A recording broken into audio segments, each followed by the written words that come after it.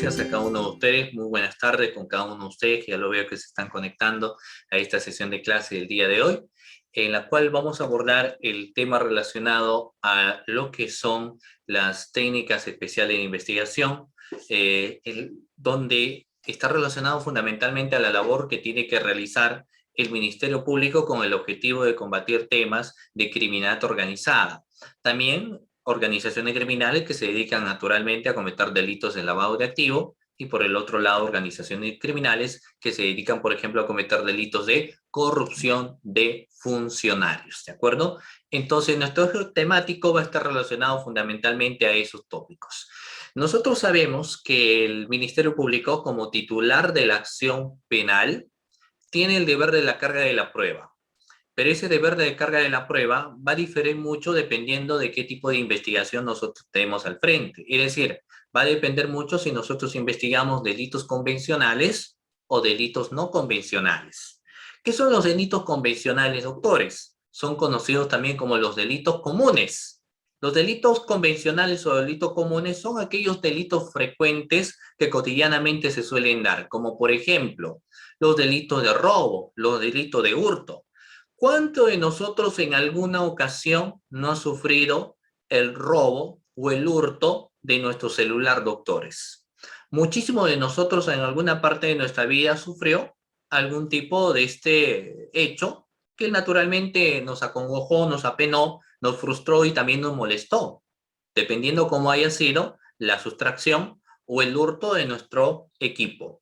Pero esto forma parte de ser una situación cotidiana y por ende lo engloban dentro de lo que vienen a ser los delitos convencionales o conocidos también como los delitos comunes.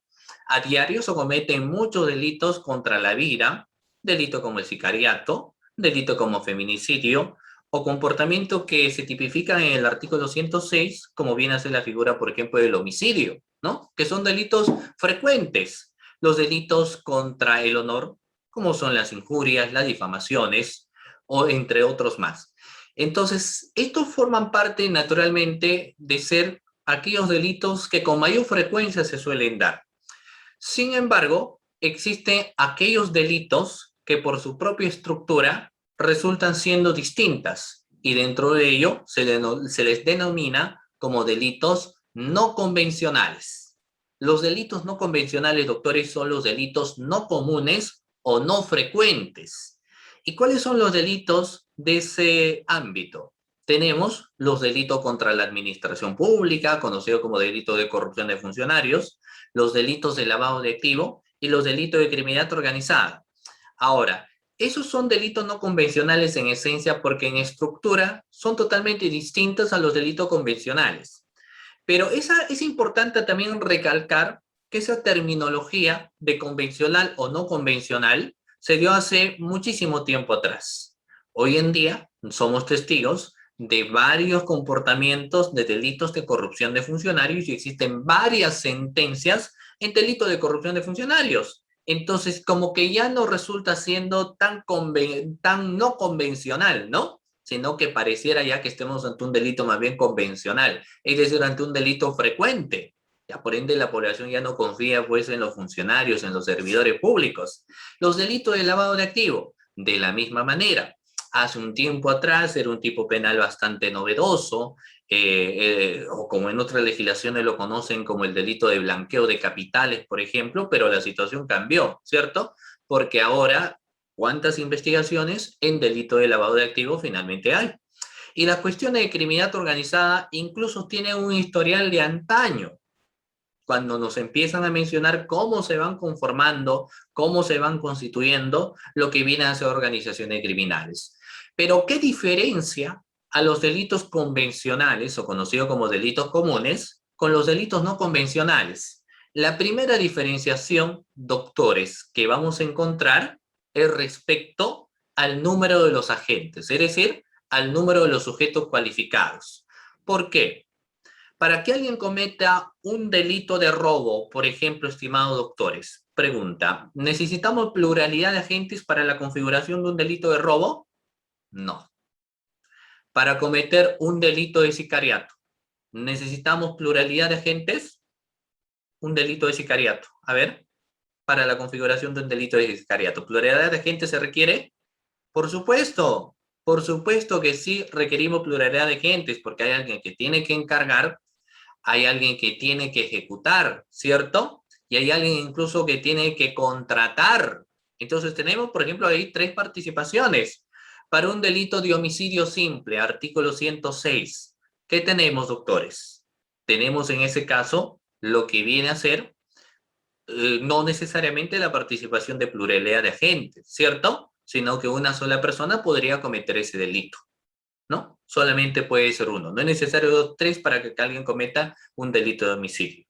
Pero las cuestiones van tornándose distintas cuando ya empezamos a hablar de los delitos, por ejemplo, no convencionales.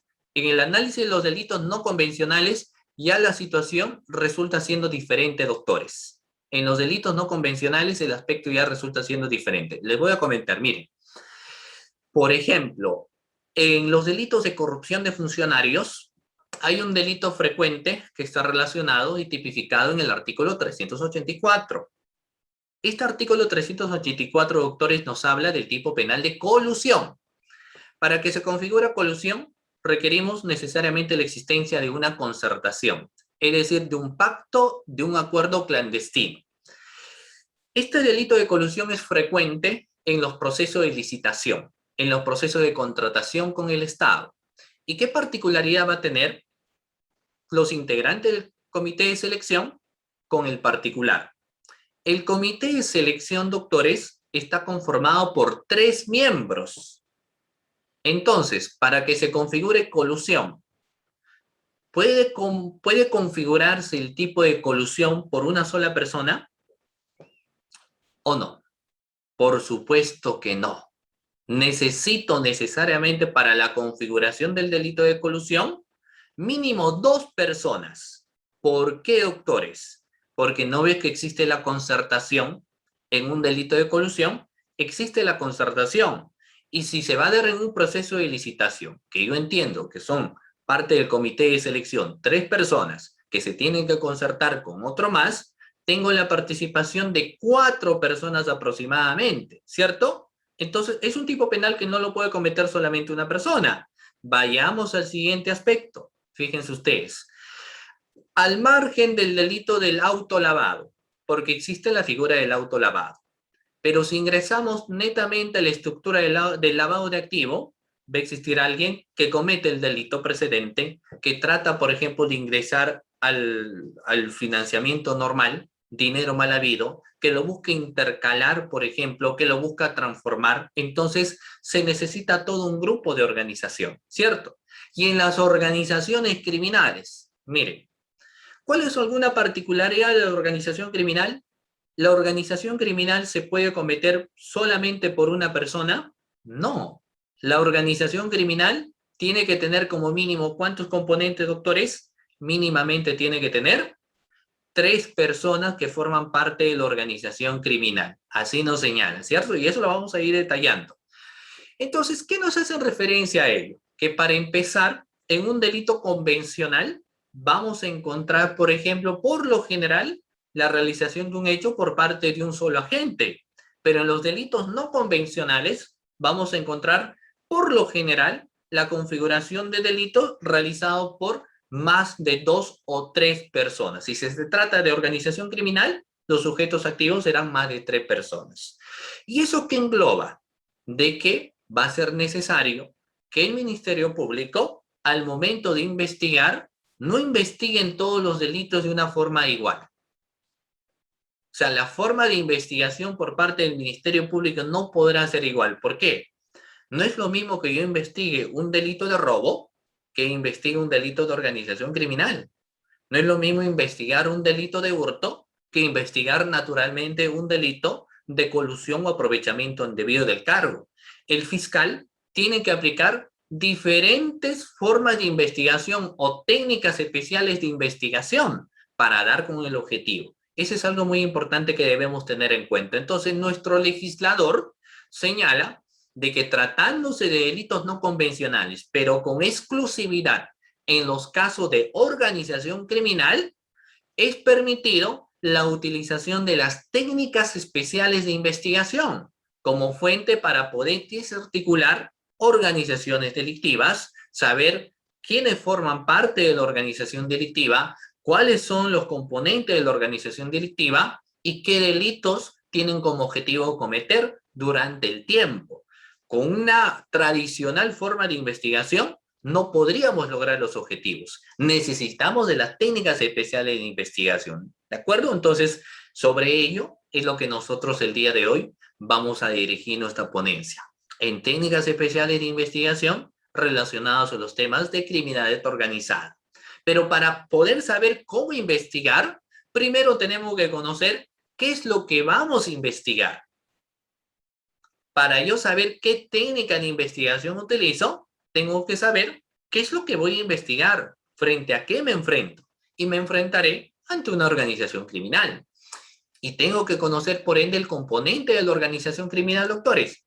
Por ende, les voy a presentar a continuación las siguientes diapositivas, las cuales los voy a compartir con ustedes a efectos de poder tener presente nuestro tema. Y aquí lo tenemos. Miren, criminalidad organizada y los medios extraordinarios de investigación que son conocidos como las técnicas especiales de investigación, es decir, las formas a las cuales tengo que utilizar para poder tener finalmente elementos de convicción que me permitan decidir qué hacer en cada investigación. Para poder señalarles esto, doctores, primero empecemos mencionando lo que es la Convención de las Naciones Unidas contra la Delincuencia Organizada Transnacional y sus diferentes protocolos, que como nosotros ya conocemos, esto se ha suscitado en Palermo. ¿En qué fecha? En diciembre del 2000 se suscribe en Italia la Convención de las Naciones Unidas contra la Delincuencia Organizada Transnacional. La comunidad internacional demostró en ese sentido la voluntad política de abordar un problema mundial con una reacción mundial.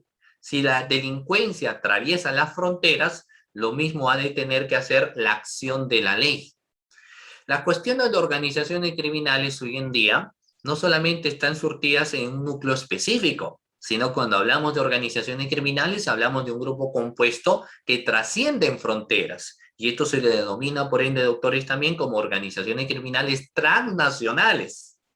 No solamente están quienes forman parte, a manera de ejemplo, personas que pueden formar parte del Perú, sino que detrás de ello se encuentran también personas de otros países. Entonces, en el año 2000, como se veía que se iba incrementando los casos de cobro de cupo, de matanzas, de microcomercializaciones de droga, es necesario tener, por cuestiones de política criminal, la forma de enfrentar estos hechos delincuenciales. Entonces, en ese aspecto, es en Palermo donde se empieza a definir, por ejemplo, lo que viene a ser una organización criminal. Pero esto ha traído a colación, doctores, muchos problemas. Y aquí vamos a ver, miren, existe un aspecto que es importante que tengamos que precisar. Porque se habla de organización criminal, pero también hay que hablar de una banda criminal. Y la pregunta cae por su propio peso, doctores. ¿Será lo mismo hablar de una organización criminal y de una banda criminal? ¿O es diferente? ¿Es lo mismo, doctores, hablar de una organización criminal y de una banda criminal? Por supuesto que no, ¿cierto? Existen diferencias bien marcadas. La pregunta sería en ese sentido, ¿y cuál es la diferencia en cada una de estas? Es decir, ¿cuál es la diferencia entre una banda criminal y cuál es la diferencia con la organización criminal? ¿Qué es lo que tenemos en cuenta? Y esto es importante tener que enmarcar porque a veces se dan sucesos delictivos en los cuales no son cometidos por organizaciones criminales, sino que tenemos una banda criminal, ¿de acuerdo? Y a veces puede ser que nos encontremos ante una organización criminal, pero lo confundamos con una banda criminal. Y estadísticamente existen más bandas criminales que organizaciones criminales. Dato importante que hay que tener en cuenta, existen más bandas criminales que organizaciones criminales. ¿Por qué? Vamos ahora a mencionar la diferencia, pero yo voy adelantándoles algo en particular. Una de las diferencias bien marcadas que vamos a tener entre banda y organización criminal es la durabilidad en el tiempo. Una banda criminal no tiene duración en el tiempo a diferencia de la organización criminal y ahí ingresa, entre comillas, pongámoslo, un reto de estas organizaciones delictivas para seguir manteniéndose en el flujo del tiempo. Y ahí necesitamos, ya a nivel de investigación se ha demostrado, de quién, por ejemplo, es el financista de la organización criminal. Sin financista, la organización criminal muchas veces no tiene durabilidad en el tiempo. ¿De acuerdo? Muy bien. Teniendo en cuenta eso, doctores, vamos a partir a lo siguiente. Y acá tenemos, miren, las diferencias iniciales entre una organización criminal y una banda criminal. Partamos de la banda. Primero, cuando hablamos de una banda criminal, doctores, no tiene una estructura criminal tan compleja como en el caso de las organizaciones criminales. Es de menor complejidad en ese sentido. La banda criminal ejecuta un proyecto delictivo menos trascendente propio de delincuencia común urbana. Tengamos en cuenta esa situación. Y ahí pongamos un ejemplo. Miren, hay una especial particular ahí quienes sostienen también que en el caso de las bandas criminales estará compuesto de dos personas, ¿no? Sin embargo, esto resulta siendo bastante discrecional. ¿Por qué? Porque si es que la organización criminal señala que es un grupo de personas de 3 a más, no toda organización de personas que están compuestos de 3 a más necesariamente es una organización criminal. Al inicio de mi exposición yo les hablaba de un comité de selección. El comité de selección por regla está compuesta por 3 personas, ¿no? El titular, el presidente del comité y quienes lo acompañan, y los 3 tendrán como objetivo el otorgamiento de la buena pro. Los 3, si otorgaron la buena pro a una empresa que no cumple los requisitos, y puede ser que estemos ante un delito de colusión, no significa que porque sean 3 estamos ante una organización criminal, sino que podemos estar incluso ni siquiera ante una banda criminal, sino ante un grupo de personas que de manera conjunta cometieron un delito por cuestiones de función, ¿no? Entonces, pero bueno, volvamos a lo que nos dice la banda criminal. La banda criminal no es compleja. Por lo general su composición es lineal, no de una forma jerarquizada, sino su composición es solo lineal. Dentro de ello, ¿qué podemos tener? A los que se dedican a robar celulares utilizando una moto y quien conduce la moto, ¿no? O sea, naturalmente tenemos compuesto por 2 personas. Quien conduce la moto cumple una función. Quien está detrás de quien conduce la moto y se encarga de arrebatar los celulares, él también tiene su propia función. Tenemos un grupo compuesto de 2 personas, fíjense ustedes. De acuerdo a la definición tradicional, esto sería una banda criminal, pero no siempre esto viene a ser así. Otro ejemplo, vayamos acá. Miren, ¿qué sucede con aquellas personas? Porque nosotros sabemos que ir, por ejemplo, a un banco va generando de una u otra manera cierto riesgo y por ende, ¿qué es lo que te recomiendan o nos recomiendan cuando vamos a ir a una entidad bancaria para hacer un retiro económico? Nos digan y nos dicen, no vayas bien vestido. No vayas bien vestido a retirar dinero de la entidad bancaria, sino que vaya con la ropa más usada, con el polo más usada, porque el objetivo es pasar desapercibido. Entonces, la persona va al establecimiento bancario, a la entidad bancaria, para hacer el retiro de la suma de 20.000 nuevos soles. Y resulta que cuando sale y él piensa que está pasando desapercibido, aparece una camioneta con lunas polarizadas, bajan los sujetos, lo encañonan y se llevan sus 20.000 soles que acaba de retirar el establecimiento bancario. En ese caso que les comento, doctores, ¿de quién podríamos sospechar? O es que es un caso fortuito en la cual, por ejemplo, esta persona tuvo la mala suerte de salir y aparecieron estos sujetos y le quitaron la suma de los 20.000 nuevos soles. ¿De quién podríamos sospechar? En la mayoría de las ocasiones, naturalmente, vamos a sospechar de quienes están dentro de lo que viene a ser esta entidad bancaria, ¿cierto? Podemos sospechar de ello. De alguien que podría haber sido el cajero, alguien que podría ser el vigilante de seguridad, ¿cierto? Pero la pregunta es la siguiente. ¿Será así como yo les comento este suceso, producto de una organización criminal o será una banda delictiva? ¿Será una organización o es una banda delictiva?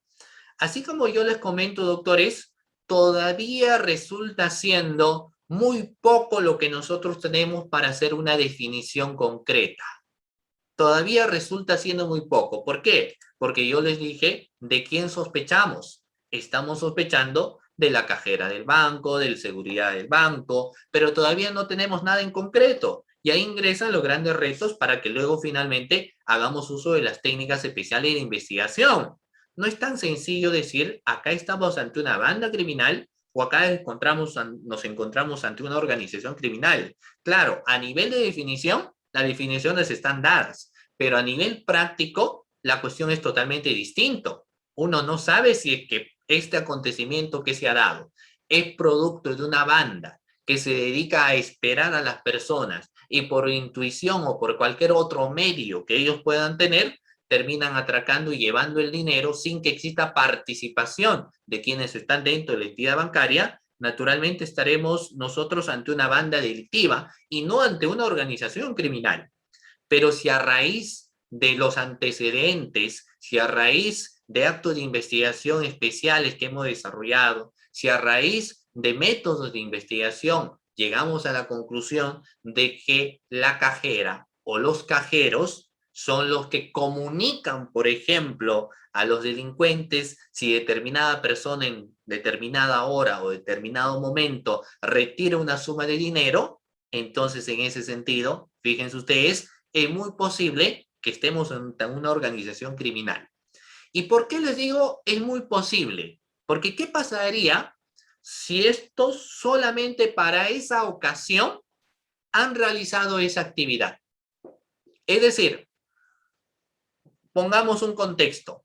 Previo a ello, tanto los delincuentes como los que forman parte de la entidad bancaria se reunieron en una fiesta, se conocieron y planificaron realizar ello. Y dijeron, solo lo vamos a hacer en una sola ocasión y después no vamos a hacer eso. Es decir, ellos dicen, sí, nosotros somos cajeros porque solamente vamos a hacer en alguna ocasión y después que nos dan la parte que nos toca, ni nos vemos, ni me llamas, ni me escribas. Entonces la pregunta ¿es una organización criminal o es una banda criminal? ¿Cierto? ¿Es una organización o es una banda? Hay que tener en cuenta ello. Entonces vamos a ir evidenciando. Vamos a ir evidenciando. Entonces la banda criminal no tiene una estructura criminal compleja, sino es menor, como hemos señalado, y ejecuta delitos menos trascendentes. Ahora, eso no, ese término de menos trascendentes está relacionado a cuestiones que no son tan complejas en análisis, ¿no? No es que sea menos trascendente el hecho de que alguien te asalta saliendo del banco y te roban tus 30.000 o 40.000 nuevos soles, porque resulta siendo de igual importante así te puedan robar pues 10 soles, ¿no? Es un acto delincuente que se realiza. Sin embargo, esto suele ser propio de una delincuencia común urbana, por lo general, ¿no? ¿Por qué? Porque ahora pasemos a hablar de lo que viene a ser una organización criminal. La organización criminal se encarga de activar y mantener negocios o economías ilegales, doctores. Reitero nuevamente, una organización criminal se encarga de activar y mantener negocios o economías ilegales.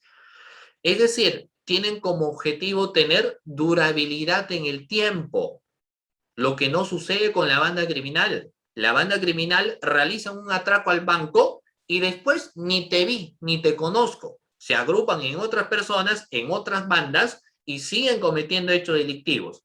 Dan el golpe a otro banco y se separan y se juntan con otras personas. Entonces, a veces uno escucha y dice, esos son organizaciones criminales. Puede ser posible, pero en muchas de las ocasiones lo que se trata son de bandas criminales, ¿no? Que se reagrupan. No tienen como objetivo tener durabilidad en el tiempo y a veces después de dedicarse, digamos, a temas de asaltar banco, luego se dedican a asaltar a personas que tienen celulares, cogotean a las personas o arranchan las carteras, es decir, se dedican a varias cosas para seguir subsistiendo entre ellos en sus hechos delictivos, ¿de acuerdo? En cambio, una organización criminal tiene una meta en objetivo. Por ende, es que muchos comparan a las organizaciones criminales con lo que vienen a ser empresas. Porque al igual que las empresas, las organizaciones criminales lo que buscan tener es durabilidad en el tiempo. Durabilidad en el tiempo. Y lo que realicen le generen naturalmente ganancias, con la gran diferencia de que naturalmente a las empresas tradicionales la ganancia se entiende que son producto del trabajo y del esfuerzo no ilegal que han realizado, a diferencia de las organizaciones criminales que realizan estas actividades y que cometen delitos, pero para obtener ganancias económicas, ¿cierto? Ganancias económicas. Ahora, en el aspecto de la organización criminal, las actividades productivas ilegales de bienes y servicios es la que es el objetivo que ellos tienen. En cambio, la banda criminal se encarga mayormente de despojos. Esto es aquello que producen inseguridad ciudadana a través de su actuación en la comisión reiterada, por ejemplo, de lo que vienen a ser robos, de lo que son secuestros, extorsiones o actos de marcaje e incluso sicariato nos señala, que son producto de bandas criminales y no de organizaciones criminales en muchos de los casos. Sobre el número de los integrantes, la norma dice lo siguiente, y ahí tenemos un problema, pues. Porque respecto al número de los integrantes nos señala que en el caso de la banda criminal puede ser reducido a 2 personas, nos señala. Entonces, si tenemos en cuenta 2 personas, uno diría, los únicos que formarían parte de una banda criminal son aquellas personas que roban celulares, alguien conduce la moto y alguien es el que se encarga de arranchar el celular. Esto viene a ser una banda criminal, ¿cierto? Pero eso no es exacto, porque como yo les decía, en el caso del comité de selección, son un grupo de 3 personas que dan la buena pro. Los 3 cometieron un hecho de corrupción, pero no por ello son una organización criminal, ¿cierto? Volvamos a lo que nos dicen sobre la organización criminal. Respecto al número de sus integrantes, en el caso de las organizaciones criminales, será a partir de 3 hacia arriba. Pero digamos que el tema de número no resulta siendo tan trascendental para definir si esta es una banda criminal o esta es una organización criminal, sino que existen otros factores que hay que tener en cuenta respecto a ello. Vamos ahora a pasar sobre el modus operandi. ¿Cuál viene a ser el modus operandi de la banda criminal y en el caso de la organización criminal? Mire, por lo general el modus operandi respecto a la banda criminal suele ser, doctores, más rutinario. ¿De acuerdo? Suele ser más rutinario en el caso de las bandas criminales. Por ejemplo, lo que hemos estado anteriormente señalando, los asaltos, los secuestros, las extorsiones, los temas de marcaje, las cuestiones de sicariato, ¿de acuerdo? Pero en el caso de lo que es una organización criminal, la situación, primero que está dedicada a cometer los delitos a través de los medios más violentos, como puede ser la agresión física o la amenaza. En una organización criminal, los medios, por ende, son más productivos y de larga permanencia. Entonces, una de las cuestiones que sí diferencian es que una organización criminal, a diferencia de la banda, las organizaciones son más especializadas y quienes forman parte de las organizaciones criminales tendrán como requisito tener durabilidad en el tiempo. E incluso a quienes quieran abandonar ser parte de una organización criminal, en muchos casos de organizaciones delictivas que se dedican a cometer delitos violentos, terminan incluso asesinando a sus propios integrantes, ¿no? ¿Por qué? Porque el objetivo es que no se retiren. En cambio, en el caso de las bandas, son más tradicionales y no tienen naturalmente durabilidad en el tiempo porque se van agrupando y agrupando. Muy bien, vamos a ver. Vamos a ver.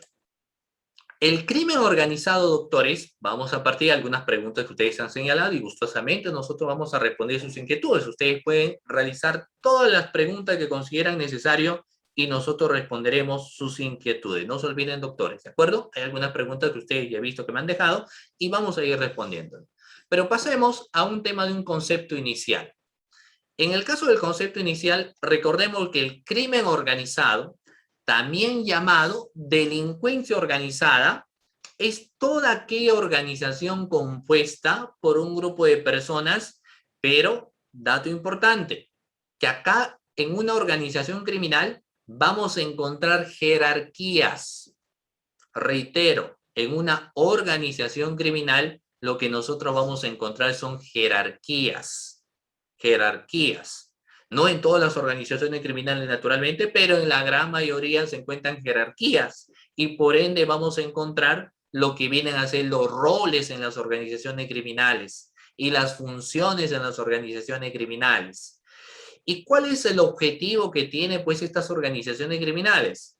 Obtención de beneficios materiales o económicos, pero mediante la comisión de determinados delitos.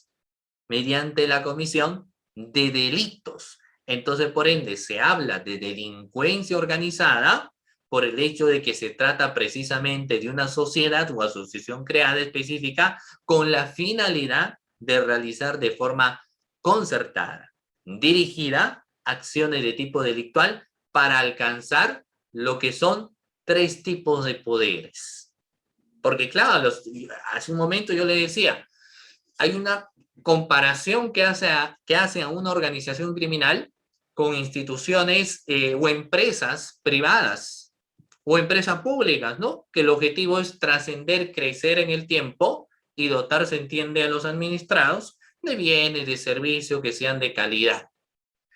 Las organizaciones criminales tienen esa especial particularidad porque son organizaciones delictivas, pero ellos tienen como objetivo alcanzar poderes. ¿Y qué poder busca una organización criminal? Un poder económico. Un poder económico. Por ende, que en los casos de microcomercializaciones de drogas, el dinero que se tiene o el dinero que fluye de estos actos delictivos son enormes. ¿Qué más busca una organización criminal? Tener poder político. Tener poder político y por ende tener poder social. Reitero nuevamente, las organizaciones criminales buscan tener con su accionar poder económico, poder político o poder social. ¿De acuerdo? Muy bien. Sigamos. El crimen organizado en ese sentido puede llegar a presentar pues niveles de estructuración y complejidad en sus operaciones similares a los de una empresa. Gracias a ello es capaz de controlar por ende los aparatos incluso estatales en ocasiones o muchas entidades privadas. Lo que busca por ende es burlar el control gubernamental y crear eficaces tramas de redes criminales tanto a nivel local como global como nexos internacionales, lo que se conoce como crimen organizado transnacional, es decir, las organizaciones criminales no se conforman en estar solamente en un determinado país, ¿no? Sino quieren abarcar más, es decir, sus redes quieren llegar a otros lugares, incluso quieren trascender de continentes, es decir, no quieren solo que la organización criminal se encuentre en Sudamérica, pasar a Norteamérica, llegar a Europa, Asia, ¿cierto? Entre los delitos, fíjense ustedes, más comunes que realizan o que perpetúan las organizaciones criminales están la de trata de personas, el tráfico de armas y de drogas, la falsificación, el blanqueo de capitales, es decir, estamos hablando de lavado de activo, los secuestros, los asesinatos y las extorsiones, entre otros. Ahora, ¿qué es lo que pasó hace dos años y medio aproximadamente, o creo que menos? Ya en el tema de las organizaciones criminales se ha señalado de que cualquier persona que comete delito podría estar inverso en una organización criminal. Y ahí se generaban muchas cuestiones críticas sin lugar a dudas, porque como requisito parecía que se tuviera que estén compuestos de 3 a más personas. Pero en base a ello se determina que puede existir organizaciones criminales no solamente a cometer pues, los casos de tráfico de armas y de drogas, o los delitos de narcotráfico, o de lavado de activo, o de secuestros o trata de personas, ¿no? Sino que también se entiende de que pueden haber organizaciones criminales que se dedican a cometer robo, que se dedican a cometer los delitos de hurto, ¿cierto? Porque los tipos penales están enmarcados en todo. Entonces ahí había las cuestiones críticas, y las cuestiones críticas decían, las organizaciones criminales no siempre cometen todos los delitos, sino que por lo general cometen los delitos más violentos, y los delitos que en estructura resultan siendo más complejas también, ¿de acuerdo? Así nos empezaban señalando. Vamos a ver. Vamos a ver. Hay varias preguntas que ustedes han señalado, no se preocupen. Vamos a mencionar. Vamos a mencionar, ¿de acuerdo? Vamos a ver. Acá tenemos lo siguiente. Cuando hablamos nosotros de organización criminal, vamos a irnos al artículo 317 del Código Penal peruano. Pero antes de señalar ello, hay algunas preguntas que yo quiero responder, que ustedes naturalmente lo han señalado, ¿de acuerdo? Muy bien, hay algunas preguntas, como por ejemplo, y hemos dicho, estos temas son bastante interesantes y son bastante amplios. Voy a leer las preguntas que se encuentran acá primero, luego después de la hora y media de participación haremos lo que es las preguntas directas, ¿ya? Por ahora vamos a hacer las preguntas que se encuentran en el chat y luego haremos las participaciones siguientes, ¿ya? Muy bien, entonces Corina nos dice lo siguiente. Entonces la organización criminal tiene en sus integrantes aquellas personas con poder de decisión hasta un vigilante, si este trabajan en empresas e instituciones públicas. Ahí viene el gran reto que vamos a determinar. Por ende es que se utilizan técnicas especiales de investigación que todavía no llegamos a ello. Vamos a verlo más adelante. Lo importante es ahora ver por qué es necesario utilizar las técnicas especiales de investigación. Como tiene una composición de estructura, las organizaciones criminales, por supuesto que existen poder de decisión. Por supuesto que existen de poder de decisión. Ahora, hemos señalado que no toda organización criminal tiene la estructura jerárquica, pero la mayoría sí. La mayoría de las organizaciones criminales tienen estructuras jerárquicas, porque es la única forma que tengan durabilidad en el tiempo y van ocupando puestos y cargos dentro de la misma. Y cada uno tiene función. Tendremos al dirigente, al líder de la organización criminal, al financista de la organización criminal, a quien promueve formar parte de la organización criminal. Y las organizaciones criminales no solamente están compuestos naturalmente por personas que no solo o se dedican a cometer estos delitos. A veces uno dice, las organizaciones criminales solamente lo cometen pues aquellas personas que no trabajan, en las personas que son delincuentes y que se dedican a los temas de microcomercialización de droga, las cuestiones de narcotráfico. No, sino que se evidencia que es posible que pueden estar personas que trabajan en instituciones públicas y que forman parte de la misma organización criminal de quienes todavía no son ni funcionarios ni servidores públicos, ¿no? O sea, existe esa gran posibilidad. Entonces existe un reto para poder identificar cómo es su componente, ¿de acuerdo? ¿Cómo es su componente? Ahora dice, organización política se considera también, lo que pasa es que ahí hay que evidenciar. Dentro de los objetivos que tienen las organizaciones criminales, doctores, hemos dicho que buscan tres cosas en esencial. Primero, el poder económico. Como regla, desde sus inicios en las organizaciones criminales ha sido buscar poder económico, por eso se organizan en el tiempo, pero para poder tener ese poder económico, lo hacen realizando delitos. Ahora, aparte del poder económico, buscan poderes políticos también. Buscan poderes políticos sin lugar a dudas. ¿Por qué? Porque su objetivo también es tener poder social. Existen países donde la clase política está sometido a lo que diga la organización criminal. Y es posible que la organización criminal ponga candidatos políticos. Es una posibilidad sin lugar a dudas, porque el objetivo es de que tengan durabilidad en el tiempo, ¿no? Muy bien. Sigamos entonces. Claro, como el perfecto el doctor Álvaro dice, doctor, hay organizaciones horizontales y verticales, ¿cómo se maneja la jerarquía de ambas? Perfecto, vamos a llegar más adelante a hablar sobre los temas de composición de organizaciones criminales, ¿de acuerdo? Muy bien. Hay una pregunta. Nos dice, a ver, buenas tardes, una consulta. Un grupo de personas van a trabajar a una municipalidad y cometen corrupción. A ellos se les llama como organización criminal. Lo que pasa es que hay que entender, el problema, doctores, resulta es que nos dicen de 3 hacia arriba. Entonces uno entiende que si hay más de 3, 4 o 5 personas, ya es una organización criminal, no necesariamente. Y puede ser una banda criminal, quizás tampoco sea una banda criminal, sino que cada uno haya cometido autónomamente su delito en una misma ejecución. El típico caso podría ser el siguiente, brevemente, ¿no? Para no marcarnos en mucho concepto en ese aspecto. Puede ser que tengamos al alcalde, ¿de acuerdo? El alcalde obviamente tiene la administración de toda la institución, pero tiene sus tesoreros. Y resulta que el tesorero ingresa un dinero, o sea, ingresa a las entidades bancarias la suma diaria de 20.000 soles.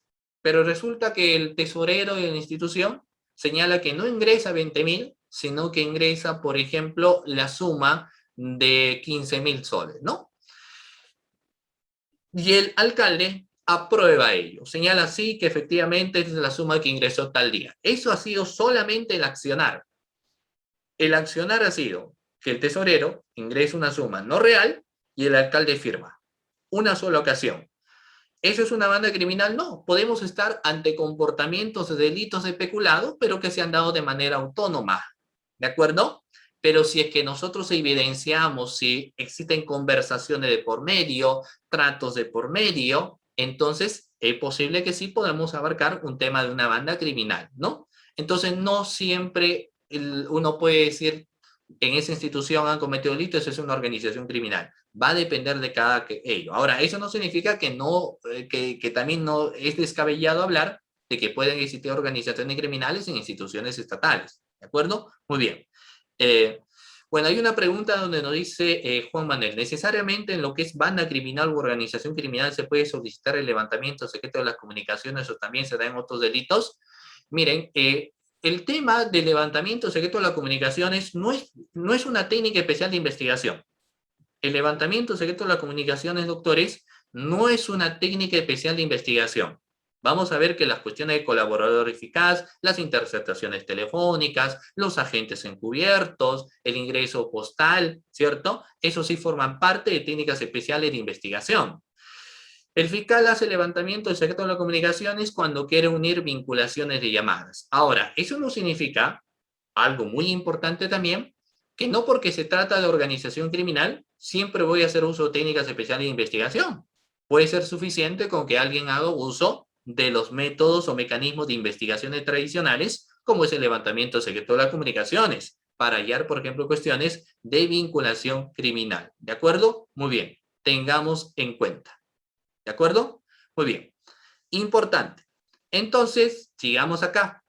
Sigamos acá. En ese sentido, hay que primero situarnos en los contextos de lo que viene a ser la organización criminal, ¿ya? Entendamos primero este tópico para luego ir abarcando cómo vamos a ir constituyendo las técnicas especiales de investigación. El artículo 317, doctores, del Código Penal señala lo que viene a ser una organización criminal.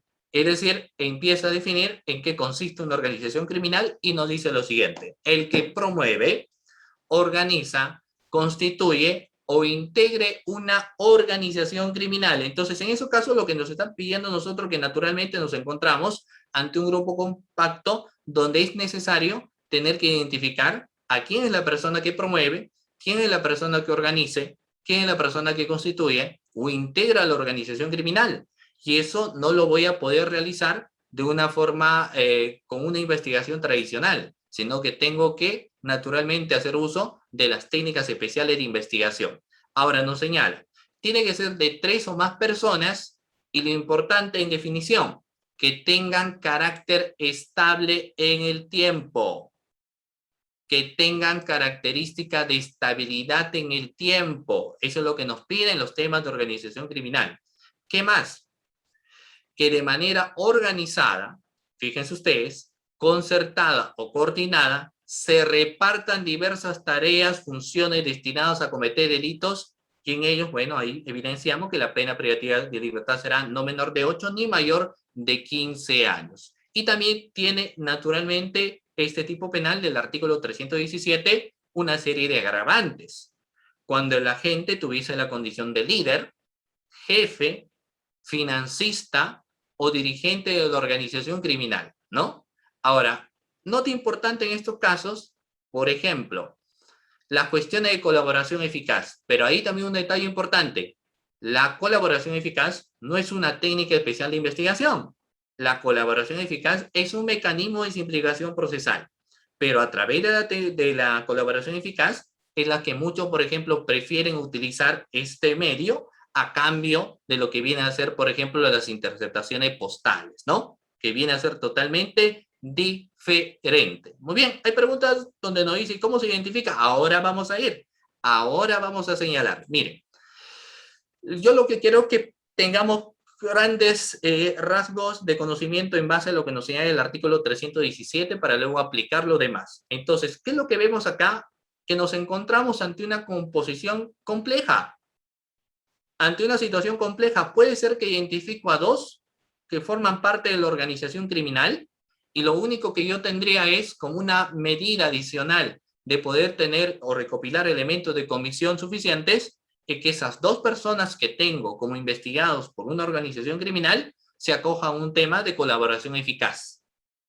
Se acojan a un tema de colaboración eficaz. Y hoy en día, por ende, sí se permite que los líderes, los jefes o los financistas puedan estar en este caso, puedan ser colaboradores eficaces.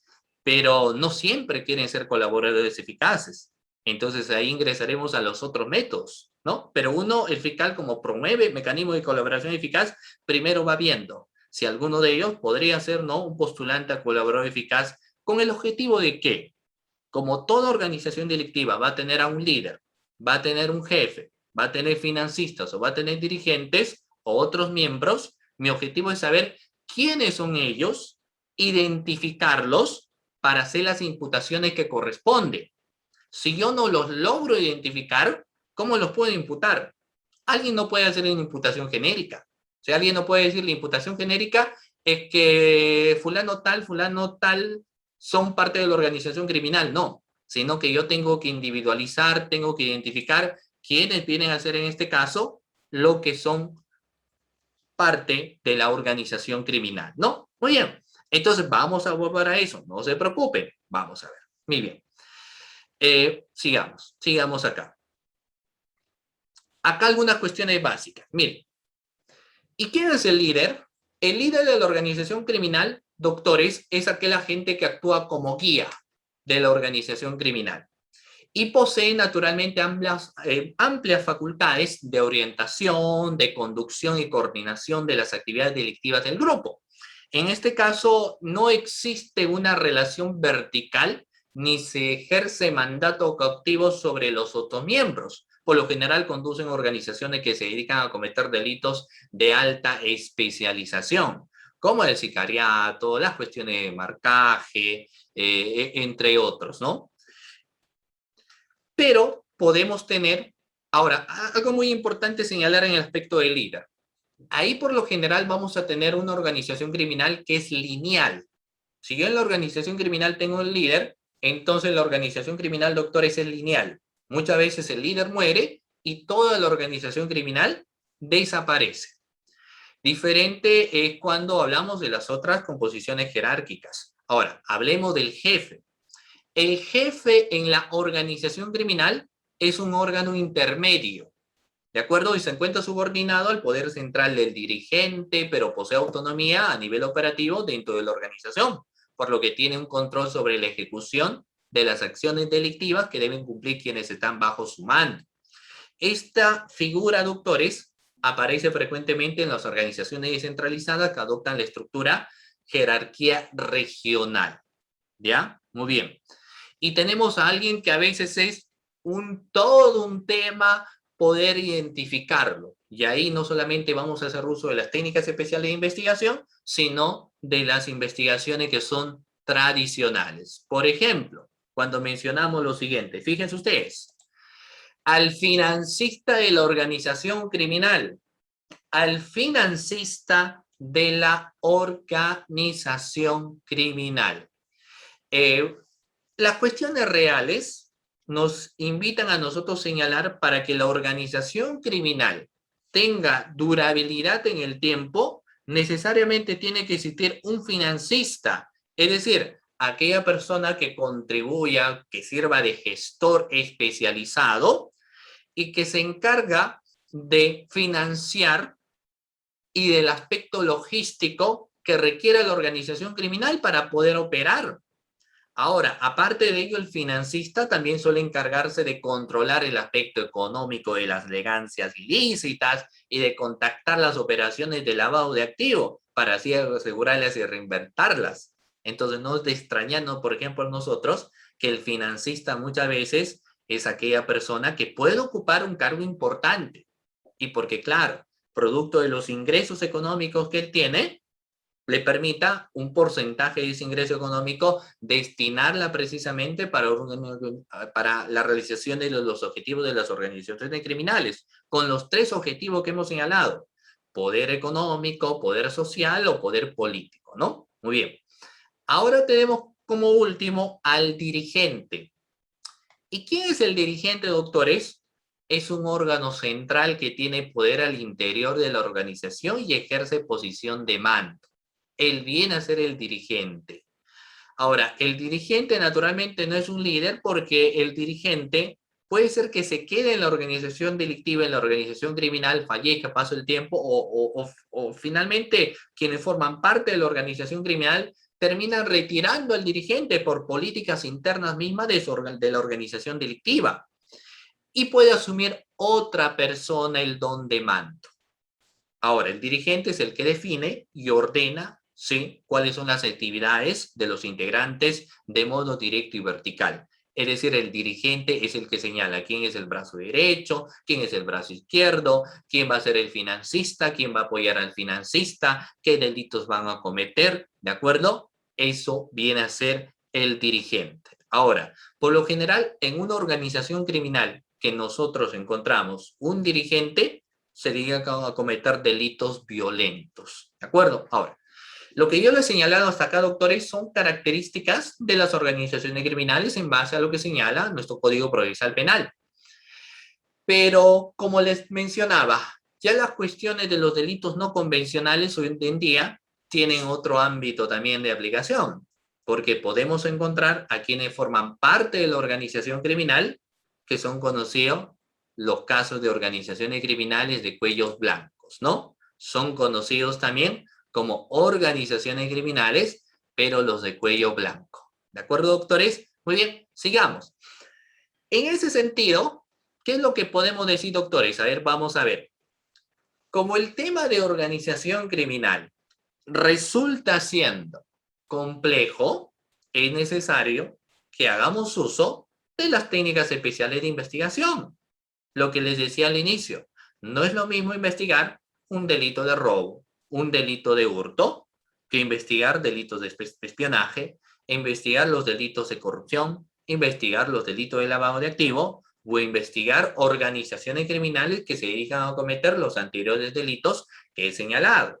Entonces, por ende, nuestro Código Procesal Penal faculta la utilización de lo que son las técnicas especiales de investigación. ¿Con qué objetivo se utilizan las técnicas especiales de investigación? Con el objetivo primero de individualizar a los presuntos autores y a quienes forman parte de esta organización delictiva. A quienes forman parte de la organización delictiva. Ese es el primer reto.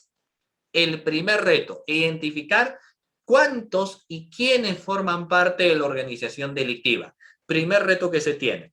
Siguiente, no es suficiente con que yo pueda saber quiénes son los que forman parte de la organización delictiva, sino que tengo que saber cuáles son las funciones que estos tienen. Y en técnicas especiales de investigación ha existido pues mucho cambio. Y vamos a ver que si bien es cierto, muchas de estas se perduran en la actualidad, no todas se están utilizando, solamente algunas. Vamos a ver ahí a continuación. Miren, y ahí empezamos. En ese sentido, doctores, cuando hablamos de las técnicas especiales de investigación, estos mecanismos de integración e información han sido aplicados históricamente de manera informal y frecuente por las agencias policiales. Sin embargo, su legitimación formal recién comienza a promoverse, doctores, a partir de la Convención de las Naciones Unidas contra el Tráfico Ilícito de Estupefacientes y Sustancias Psicotrópicas del 20 de diciembre del año de 1988. O sea, recién ahí para adelante, tienen legitimidad. Sin embargo, 12 años después, es decir, en la Convención de Palermo, que inicialmente yo les he mencionado, que hablábamos de la organización delictiva, ¿se recuerdan ustedes, doctores? Vamos a encontrar que en diciembre del año 2000, la Convención de las Naciones Unidas contra la Delincuencia Organizada Transnacional señala como procedimientos para hacer frente a estos temas las cuestiones de las técnicas especiales de investigación. Las técnicas especiales de investigación. 12 años después, en dicho dispositivo, es decir, en la Convención de Palermo, también se le conoce a ello como instrumentos o este instrumento internacional precisa en ese sentido que es necesario para poder desarticular organizaciones criminales la utilización de estas técnicas especiales de investigación. Pero el reto va en cuál es el procedimiento que hay que llevar a cabo. ¿Cómo procedemos en cada una de estas? Y eso lo vamos a señalar a continuación. Muy bien. En ese sentido, este acuerdo internacional reconoce varias modalidades de operaciones encubiertas como técnicas especiales de investigación, entre las cuales encontramos una de ellas que son pocas naturalmente utilizadas, como viene a ser la entrega vigilada. La entrega vigilada es una técnica especial de investigación. ¿Qué más es una técnica especial de investigación? El uso de agentes encubiertos, bastante interesante, pero que se requiere una preparación exclusiva de quién va a formar parte y quién va a ser agente encubierto, porque el tema es bastante delicado, porque es disfrazarte de alguien que forma parte de la organización criminal para ingresar al núcleo de la organización criminal para realizar delitos que realiza la organización criminal, pero con el objetivo de dar información y sobre todo con ese riesgo de que te puedan descubrir, ¿no? Entonces, por ende, que hay muy pocos que a veces utilizan los temas de agentes encubiertos. Luego tenemos la vigilancia electrónica y tenemos las cuestiones de las interceptaciones telefónicas. Entonces, vamos a ver. Es importante en ese sentido de que no siempre, por más que se trata de una organización criminal, no siempre se va a hacer uso de las técnicas especiales de investigación. Solamente en algunas situaciones que resulten siendo necesarias. Entonces, por eso nos va a señalar que su aplicación va a ser según las exigencias de cada caso en concreto. Naturalmente, si tratas de una organización criminal que se dedica a un delito de sicariato, al delito de trata de personas, no vas a poner, pues, como técnica especial de investigación en un agente encubierto, porque hay grandes posibilidades de que al agente encubierto lo descubran o lo terminan matando. Diferente podría ser si es que estamos ante las organizaciones criminales, pero que solamente, por ejemplo, se dedican a microcomercializar drogas, ¿no? Bueno, entre comillas solamente. Entonces, sí, podría ser importante ahí la utilización de lo que viene a ser el agente encubierto. Pero bueno, vamos a ir paso a paso para ir definiendo cada uno de estos aspectos, ¿no? Muy bien. Sigamos. Entonces, doctores, vamos a ver. En el caso ya de esta ley, que es la 30077, que es la ley contra el crimen organizado, es la que empieza a señalar cuáles vienen a ser las técnicas especiales de investigación. ¿Y cuáles nos señala? ¿Serán consideradas técnicas especiales? La interceptación postal, artículo 9. Intervención de las comunicaciones, la más utilizada, la más escuchada, artículo 10. Circulación y entrega vigilada de bienes delictivos, también una de las que más se utiliza la encontramos en el artículo 12. El agente encubierto, que si bien es cierto lo encontramos en el artículo 13, no siempre lo suelen aplicar, y la vigilancia y seguimiento, artículo 14, que sí también viene a ser una de las que más se utilizan, ¿de acuerdo? Entonces no nos olvidemos, doctores, estas vienen a ser de conformidad con la ley 30077, las técnicas especiales de investigación que se van a utilizar para enfrentar las cuestiones de criminalidad organizada. Empezamos con el primero. Empecemos con el primero, ¿ya? Claro, claro, y veo que hay bastantes preguntas, ¿no es cierto? Muy bien. Y me parece interesante, pero vamos a ir paso a paso, ¿no? Y luego vamos a ver, por ejemplo, el doctor Álvaro me dice diferencias entre agente cubierto y agente especial. Vamos a ver. Solo te puedo adelantar que el Tribunal Constitucional, por ejemplo, ha establecido diferencia entre el agente encubierto y el agente provocador, que es bastante interesante también, y eso tenemos en la sentencia del Tribunal Constitucional, la 04750-2017, ¿no? Que lo voy señalando básicamente para que ustedes vayan teniendo en cuenta. Pero bueno, vamos a ir más adelante, no se preocupen. Vamos más adelante. La intervención postal. En este caso en particular, señalemos del por qué no se utiliza mucho las cuestiones de interceptación postal, porque ya de la Convención de Palermo son cerca de 20 años. ¿Qué es lo que en tecnología, doctores, en estos 20 años ha cambiado? Ya no es que las comunicaciones que uno tiene es a través, por ejemplo, de cartas, ¿no? O sea, ya no es la forma de comunicación que hoy en día uno tiene, ya no es a través, pues, de las cartas como antes se hacía, ¿no? O como los postales que se solía dar. Hoy en día las comunicaciones son más rápidas y eficientes y se puede hacer a través, por ejemplo, de los mensajes de texto, los mensajes de WhatsApp, etcétera. Entonces, resulta siendo más eficiente. Sin embargo, y sigue quedando como técnica especial de investigación las intercepciones postales. Vamos a ver en qué consiste. Consiste primero en el hecho de entender que las interceptaciones postales están relacionadas al tema de las cartas. El tema de las cartas. Ustedes se recuerdan los buzones, ¿no? Los buzones a través de las cartas, cuando te llegaba y uno esperaba pues que pasara 2 días, 3 días para que te llegara el mensaje en cartas, ¿no? Y esto era estrictamente personal. O sea, el emisor que lo llevaba tenía que guardarlo bajo 7 llaves y solo podía leerlo la persona a la quien se dirigía. Entonces, esos inicios, como no existían comunicaciones rápidas que se daban a través de mensajes de texto, a través de correos electrónicos, por ejemplo, que hoy en día tenemos, etcétera, o videollamadas, ¿correcto? Entonces, lo que se hacía en las comunicaciones es a través de cartas. Ejemplo, si teníamos, digamos, al dirigente de la organización criminal, el dirigente de la organización criminal quería comunicarse con el financista. El dirigente de la organización criminal se encontraba en provincia, pero el financista en la capital.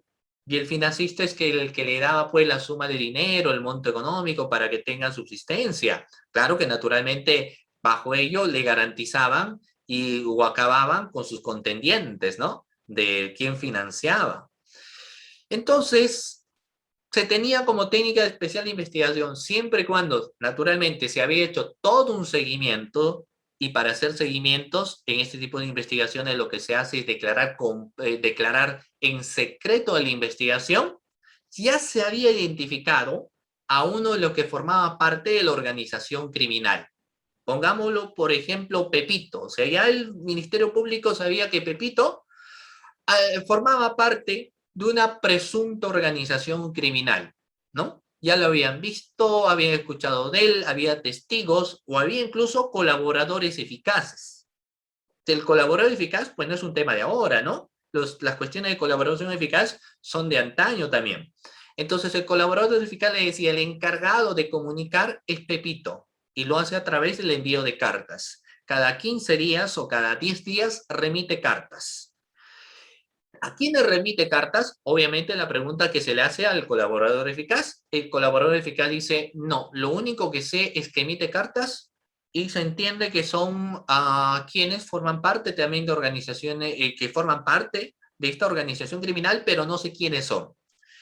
Entonces, en ese sentido, el objetivo era poder saber a quiénes va dirigido esas cartas, a quiénes dirige esas cartas, ¿de acuerdo? Entonces, en ese sentido, lo que uno tenía que hacer es, obviamente, saber la fecha de los envíos, el medio en el cual enviaba, y de esta manera poder retener y detener las cartas relacionadas con quien emitía. ¿Esto con qué objetivo? Con el objetivo de poder individualizar a quienes enviaban las cartas. Ahora, ahí se ponía un límite, porque se decía, no puedes afectar, no puedes afectar cartas de tercero que no están relacionados. Y eso resultaba siendo un problema. Por este que no siempre, o a veces cuando lo aplicaban, siempre existía ciertas posibilidades de que se intercepten cartas que no estaban relacionados necesariamente a alguien que formaba parte de una organización criminal, porque era muy complicado de hacerlas, era muy complicado de realizarlas, ¿no? Entonces, el objetivo era solo saber qué cartas emitió Pepito. Las otras no. Las otras tenían que seguir su curso. Retenías esa carta y ahí podías darte con las siguientes situaciones. Que muchas de las cartas sean dirigidas a personas que sí forman parte de la organización criminal y algunas de las cartas sean dirigidas quizás al familiar de Pepito. Naturalmente, a nivel de la investigación habrá que demostrar si es que sus familiares son cartas que recibe, por ejemplo, producto del lazo de familiaridad que existen, o es que el familiar sabe que forma parte de la organización, o incluso el familiar forma parte de la organización criminal. ¿De acuerdo? Muy bien. Entonces, era el objetivo. El artículo 9 también, respecto a esta técnica especial de investigación, nos menciona que todas las retenciones o cartas abiertas que no estén relacionadas con los hechos investigados serán devueltas a sus destinatarios mientras no se dé a conocer a los demás hechos punibles alegados. Y esto generaba pues muchos problemas, ¿no? Porque decían, eh, ¿por qué tienen que leer las conversaciones de terceros? Lo que pasa es que era muy complicado. Era muy complicado saber si estas cartas que eran emitidas eran a personas que formaban parte de una organización o no. Y hay casos donde se dio que evidentemente eran enviadas a otras personas que no necesariamente formaban parte pues, de la organización criminal, ¿no? Entonces, en ese caso, cuando se detecta que las cartas son enviadas en situaciones sospechosas o a personas que formarían parte de la organización criminal, en ese sentido, el fiscal, de conformidad con el artículo 2, tendrá que señalar el decomiso de estas cartas. Decomiso a estas cartas. Y había muchas denuncias, pero gracias a la ley 27.697 se otorga a los fiscales el derecho de intervenir y controlar las comunicaciones y documentos privados, pero en circunstancias especiales. Pero en circunstancias especiales. ¿Ya? Hay una facultad. Pero como yo les decía, esta situación ya ha cambiado hoy en día, es muy poco que se realizan interceptaciones postales. Sin embargo, el Ministerio Público lo sigue teniendo como latente, como una técnica especial de investigación a través de la ley, pero no se ejecutan hoy en día mucho por las cuestiones que yo les he señalado, en cuestiones del avance tecnológico, ¿no? El avance tecnológico que se pueden dar, existen otras formas de comunicaciones. Entonces, como existen otras formas de comunicaciones, doctores, se tenía dos alternativas ahí. Se tenía dos alternativas. Primero, saber con quiénes se comunican estos integrantes de la organización criminal. Porque se tiene identificado a dos personas, ¿ok? Se tiene identificado a dos personas. Y esas dos personas, la primera vía que se tiene es que se sometan a un tema de colaboración eficaz. Digamos, es una organización criminal que se dedica a cometer delitos de corrupción, por ejemplo, ¿ya? Entonces, ya se tiene indicios, aparte de corrupción, se dedican a cometer delitos de lavado de activos, por ejemplo, y también narcotráfico u otros delitos afines. ¿Ya? Estamos hablando de una organización. Entonces, lo que se espera es ahí que las dos personas que ya se les identifica o se les inicia la investigación como presuntos autores de una organización criminal nos den una información, nos dan una información. Sin embargo, no siempre te dan la información. Nosotros sabemos que de conformidad al artículo 71 del nuevo Código Procesal Penal, en su segundo párrafo, ellos tienen derecho a guardar silencio. Un imputado tiene derecho a guardar silencio y no le puedes obligar. Si en ese sentido, fíjense ustedes, si ya no quería acogerse a un tema de colaboración eficaz, ya te complicaba un poco más la situación. Entonces uno decía, ¿qué es lo que puedo hacer? Estas dos personas han tenido comunicación. Hay que ver con quiénes se han comunicado, con quiénes han hablado. Y ahí ingresa pues mucho los temas de prueba indiciaria que los menciono porque hay que trabajar mucho cuestiones de prueba indiciaria también. Entonces la primera vía es requerimiento del levantamiento del secreto de las comunicaciones. Fíjense ustedes, doctores, requerimiento de levantamiento del secreto de las comunicaciones viene a ser la primera vía. Naturalmente, nosotros sabemos que se requiere al juez de investigación preparatoria, el juez de investigación preparatoria lo declara fundada, se corre traslado a lo que son los centros de operaciones telefónicas, las empresas teleoperadoras, para que remitan documentación, y esa documentación puede ser una documentación abundante, es decir, las diferentes empresas de telecomunicación te enviarán las llamadas entrantes o llamadas salientes, es decir, cuántas llamadas, por ejemplo, hizo Pepito, cuántas llamadas hizo Joaquín, tendremos que ver. Ahora el objetivo está ver si esos números a quiénes pertenecen. Entonces resultaba siendo un poco complicado esa situación, porque por más que tú identificabas que Pepito había tenido conexidad, que Pepito había llamado a varias personas, solo tenías llamadas entrantes y llamadas salientes. Solo tenías mensajes de texto entrantes y salientes. Y nosotros sabemos que en el levantamiento de las comunicaciones no sabemos qué han conversado. Eso es lo malo del levantamiento del secreto de las comunicaciones. Solamente te arrojan en prueba indiciaria vinculaciones, nada más. Vinculaciones, pero no sabes el contenido. Entonces se dijo, nosotros necesitamos saber qué es lo que conversan. Nosotros sabemos, tenemos en ese sentido, por ejemplo, que saber, miren, vamos a ver lo siguiente. Entonces se dijo, nosotros necesitamos saber qué conversan. No es suficiente saber que hay comunicación entre tal, comunicación entre tal. No es suficiente para determinar que forman parte de una organización criminal. No es suficiente para determinar qué funciones tienen. Entonces se dijo, no, es necesario hacer uso, claro, como dice el doctor Juan Pacheco, solo tienes el histórico de las comunicaciones. Solo eso, o sea, te vinculan con alguien que ha conversado. Si nosotros acá, por ejemplo, intercambiamos números, ustedes me llaman, yo les llamo, lo único que sabríamos es que hubo llamadas el día de hoy, por ejemplo, domingo 3 de octubre, ¿no? Fuera de ello no tendríamos nada más. Nada más, no sabríamos que hemos conversado. Entonces, eso no ayudaba mucho para combatir con la criminalidad organizada. Entonces dijo, no, es necesario en ese sentido la intervención de las comunicaciones. Y eso generó todo un tema, todo un análisis de cuándo vamos a recurrir a una intervención de las comunicaciones, doctores. ¿Por qué?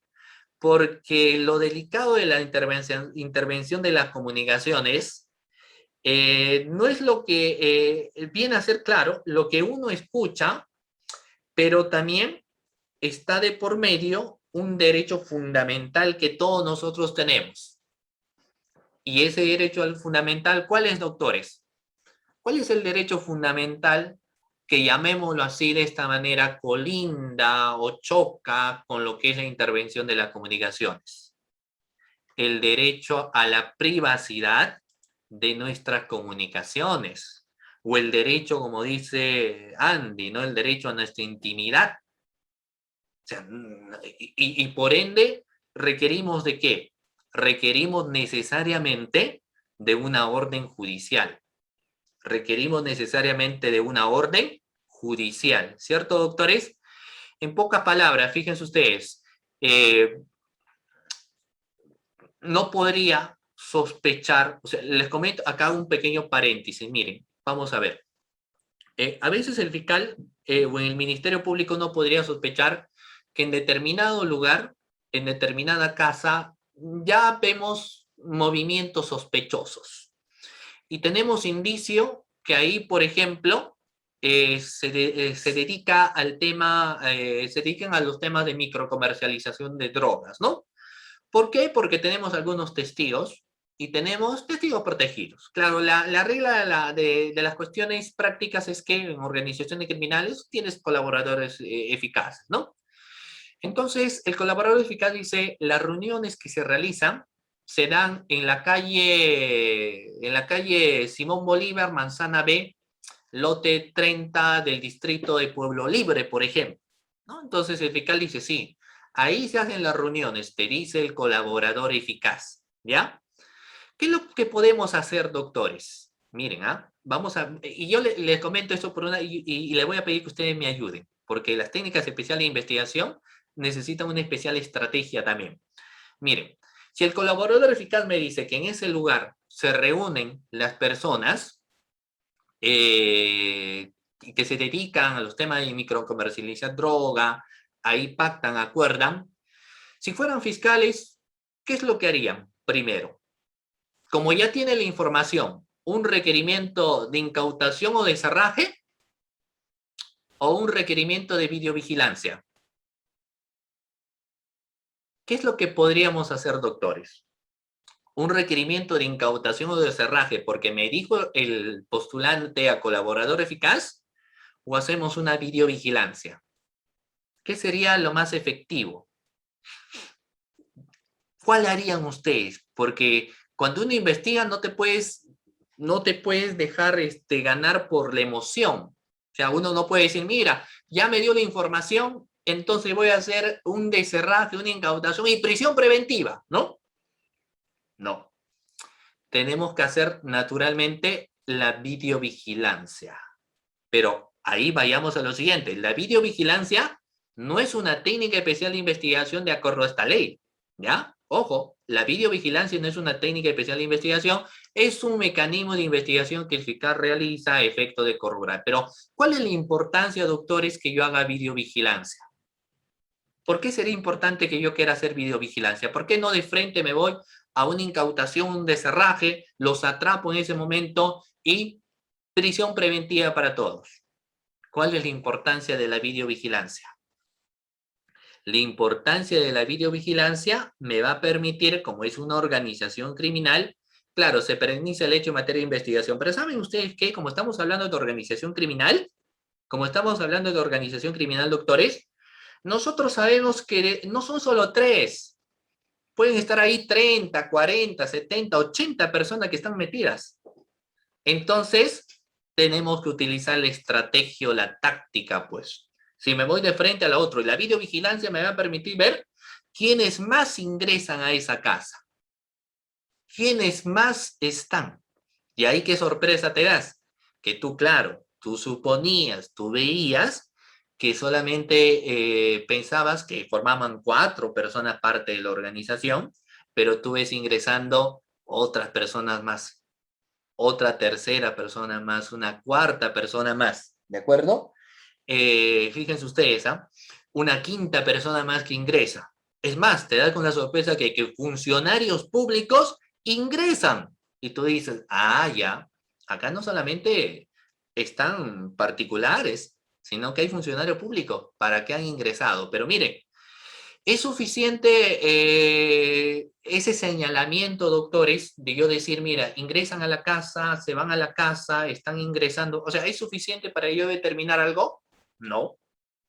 Mi videovigilancia es insuficiente. ¿Qué necesito, doctores? Necesito que la videovigilancia sea interno. Necesito que la videovigilancia sea dentro de la casa. ¿Y qué necesito para que sea dentro de la casa? Necesito una orden judicial. El Código Procesal Penal nos habla de la videovigilancia. Entonces, se dan dos formas. Yo no necesito mandato judicial si voy a hacer una videovigilancia externa. Pero si yo digo, no, yo necesito saber qué es lo que conversan ahí adentro, entonces haré una videovigilancia con mandato judicial y esto será interna. Y ahí sí voy a tener un mayor panorama, qué es lo que hacen las personas que ingresan, poder ver cuál es el comportamiento que ellos tienen, a quién hacen caso, quién es el que ordena, quién es el que habla más. Entonces, a nivel de indicios voy diciendo, este al parecer es el líder, esta persona que ingresó al parecer es el financista, estos parece que son los que promueven la organización criminal. Entonces, fíjense ustedes que vamos analizando ello. Pero, ¿qué es lo malo de la videovigilancia, doctores? ¿Qué es lo malo de la videovigilancia? De que solo ves. Pregunta, ¿uno podría determinar solo con ver qué es lo que han hablado? O sea, tú ves, por ejemplo, a Pepito, funcionario público, con Ricardo, un particular. Hay un video. ¿Es suficiente para imputarle un delito? O sea, porque mira, el hecho que dos personas están no significa que hay una conexidad, claro. Hay personas que están ahí, pero no. O sea, dice una frase juntos pero no revueltos, ¿cierto? No porque estás con alguien significa que todo forma parte de la organización criminal. Entonces, el tema era, por ejemplo, doctores, lo siguiente.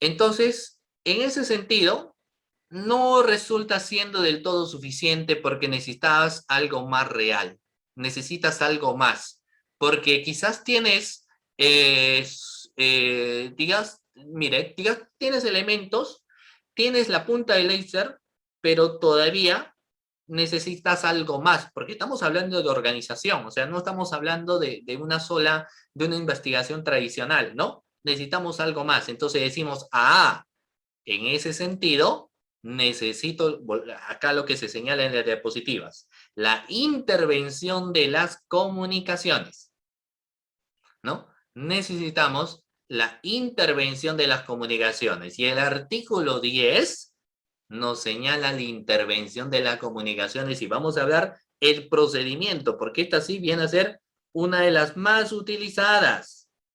Esto viene a ser una de las más utilizadas, estimados doctores. Entonces nos dice, ahí el fiscal decide, hay que hacer una intervención de las comunicaciones porque es necesario saber qué informe, qué comunicación se dan a tiempo real, ¿ok? ¿Qué informaciones, qué comunicaciones se está teniendo, pero a tiempo real? Entonces, en el ámbito de la ley, los fiscales, por ende, deberán mantener debidamente registro de las intervenciones de comunicación y los fiscales deberán ordenar la copia de las partes relevantes y útiles para la investigación.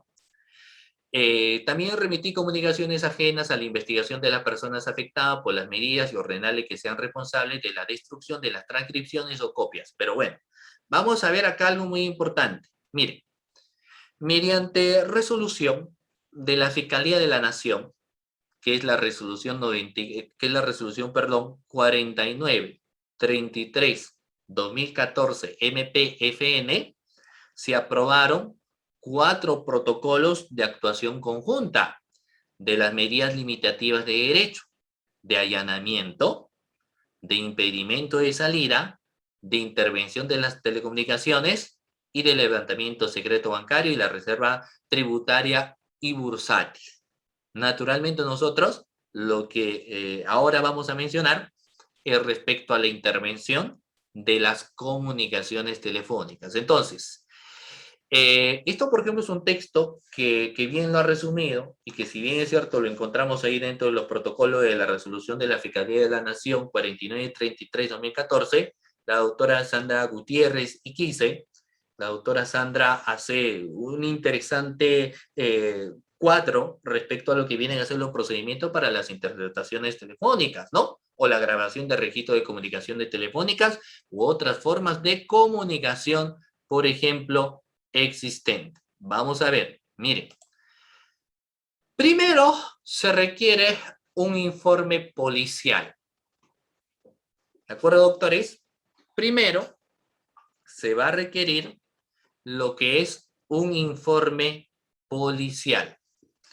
Entonces, sabemos hoy en día que el fiscal en estas cuestiones de criminalidad organizada tiene que trabajar de la mano, por ejemplo, con lo que viene a ser, vamos a ver, ya, hay algunas preguntas que acá me hicieron, ¿no? A ver, antes de pasar al tema, vamos acá nos dice, bueno, una imagen de una persona ajena, de un tercero, una acción puede tomar una imagen de una persona ajena, de un tercero, ¿qué acción puede tomar el afectado? Bueno, si estamos hablando de videovigilancia, si estamos hablando de una interceptación, no, básicamente la videovigilancia, estamos ante una forma de investigación para hallar naturalmente objetivos dentro de la misma, ¿no? Entonces, naturalmente, dentro de esta videovigilancia se pueden perennizar imágenes, que es lo que finalmente es el objetivo. Y si por ahí se perenniza imágenes, estas siempre van a estar en reserva exclusiva del Ministerio Público. No se pueden propagar. Por ende, uno tiene que ser cuidadoso naturalmente contra lo que viene a ser el filtro de imágenes existentes y uno no puede ser tan negligente de entregar imágenes productos de una investigación, ¿no? Entonces, lo peor que podría suceder es que si por ahí se hizo la perignización de la imagen a través de la videovigilancia, y esta imagen da a los medios de comunicación y los medios de comunicación sacan, Ministerio Público realiza videovigilancia, que de por sí habría que ver quién hace el filtro que comunicó que se está realizando una diligencia de videovigilancia, que es totalmente secreta, ¿no? Y que pongan de fotografía, ellos serían los integrantes y resulta que alguien que fue a comprar su pancito a la esquina, lo toman pues una foto, ¿no? Entonces, claro, ahí estamos hablando ya de una exposición de una persona ante los medios de comunicación. Entonces, uno tiene que ser muy cuidadoso en esos aspectos. Si no, obviamente habrá que hacer las denuncias correspondientes por los daños ante el honor que se hacen de una persona, identificando quién los propagó, ¿no? Quién los propagó. Por lo general en estos casos no se suele dar, pero si se diera, quien difunde o señala, se le envía pues las cartas notariales para que se pueda rectificar, ¿no? Para que se pueda rectificar.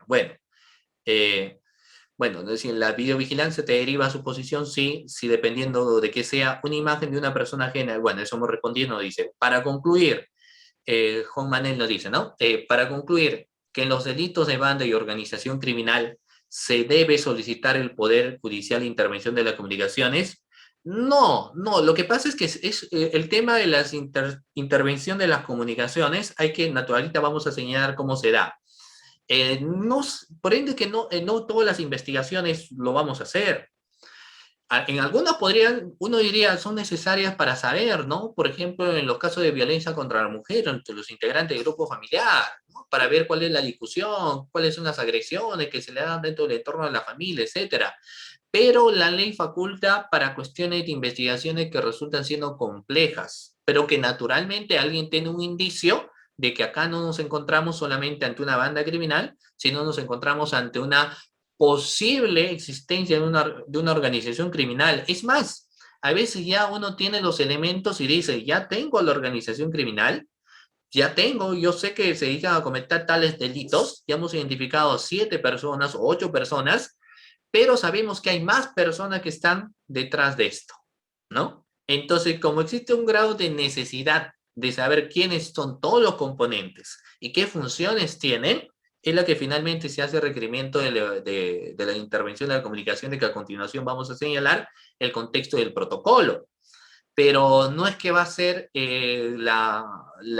digamos, la investigación para determinar si es banda o es organización criminal. El fiscal puede utilizar otros medios en ese sentido para determinarlo, sin llegar necesariamente a un tema de las intervenciones de las comunicaciones. Esto se da, por ende, en casos donde la investigación, que puede haber sido declarada secreta, ya está muy avanzada, y eso te puede tomar, pues, cerca de 8 meses, 9 meses, o a veces dependiendo quizás un año.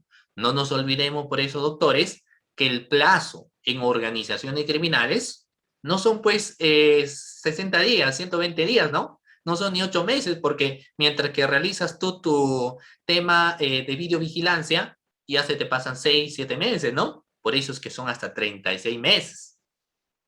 por la naturaleza de las técnicas especiales de investigación. Y ojo, que mira que recién ahora estamos hablando del tema de las interceptaciones telefónicas, ¿ah? Pero claro, hay más, los agentes encubiertos, la videovigilancia, hay varias cuestiones más. Muy bien, entonces, miren, primero el protocolo que hay que seguir en base a la resolución de la Fiscalía de la Nación, y acá, en base a los cuadros que la doctora Sandra Gutiérrez Quise lo señaló, tenemos primero que parte del informe policial. El policía a cargo de una investigación criminal en adelante pesquisa podrá obtener los números telefónicos, el SIN, el IMSI, el email, dirección IP, correos electrónicos y otros datos de identificación de las personas involucradas a través de acciones de inteligencia y cualquier otra fuente legítima. En pocas palabras, como decíamos, hay que estar bien seguros, hay que saber qué es necesario, hay que hacer el seguimiento, ¿no? Como las pesquisas, como la videovigilancia que les he señalado, para que recién digamos, no, acá necesitamos algo más, ¿cierto? Entonces la policía o el fiscal, cuando le corresponda, verificará el abonado, el número a que empresa está suscrito, si el número está activo, si lo utiliza la persona investigada. Entonces las verificaciones, además de valorar su necesidad antes de solicitar la medida limitativa. La exigencia de la verificación debe regirse a partir de criterio de razonabilidad del caso concreto. Claro, naturalmente, en pocas palabras. Acá ya debemos estar seguros que es una organización criminal, no es una banda. Acá es una organización criminal. Pero necesitamos saber quiénes más forman parte y qué funciones tienen. Es más, ya sabemos que es una organización criminal que se dedica, por ejemplo, a los temas de cobro de cupo, pero quizás se dedican a otros delitos más, porque según el postulante a colaborador eficaz, resulta que esta organización no solamente se dedica a los temas de cupo, sino se dedica a los temas de espionaje, los temas de secuestro, trata de personas. Entonces necesitamos saber qué cosas más conversan, ¿no?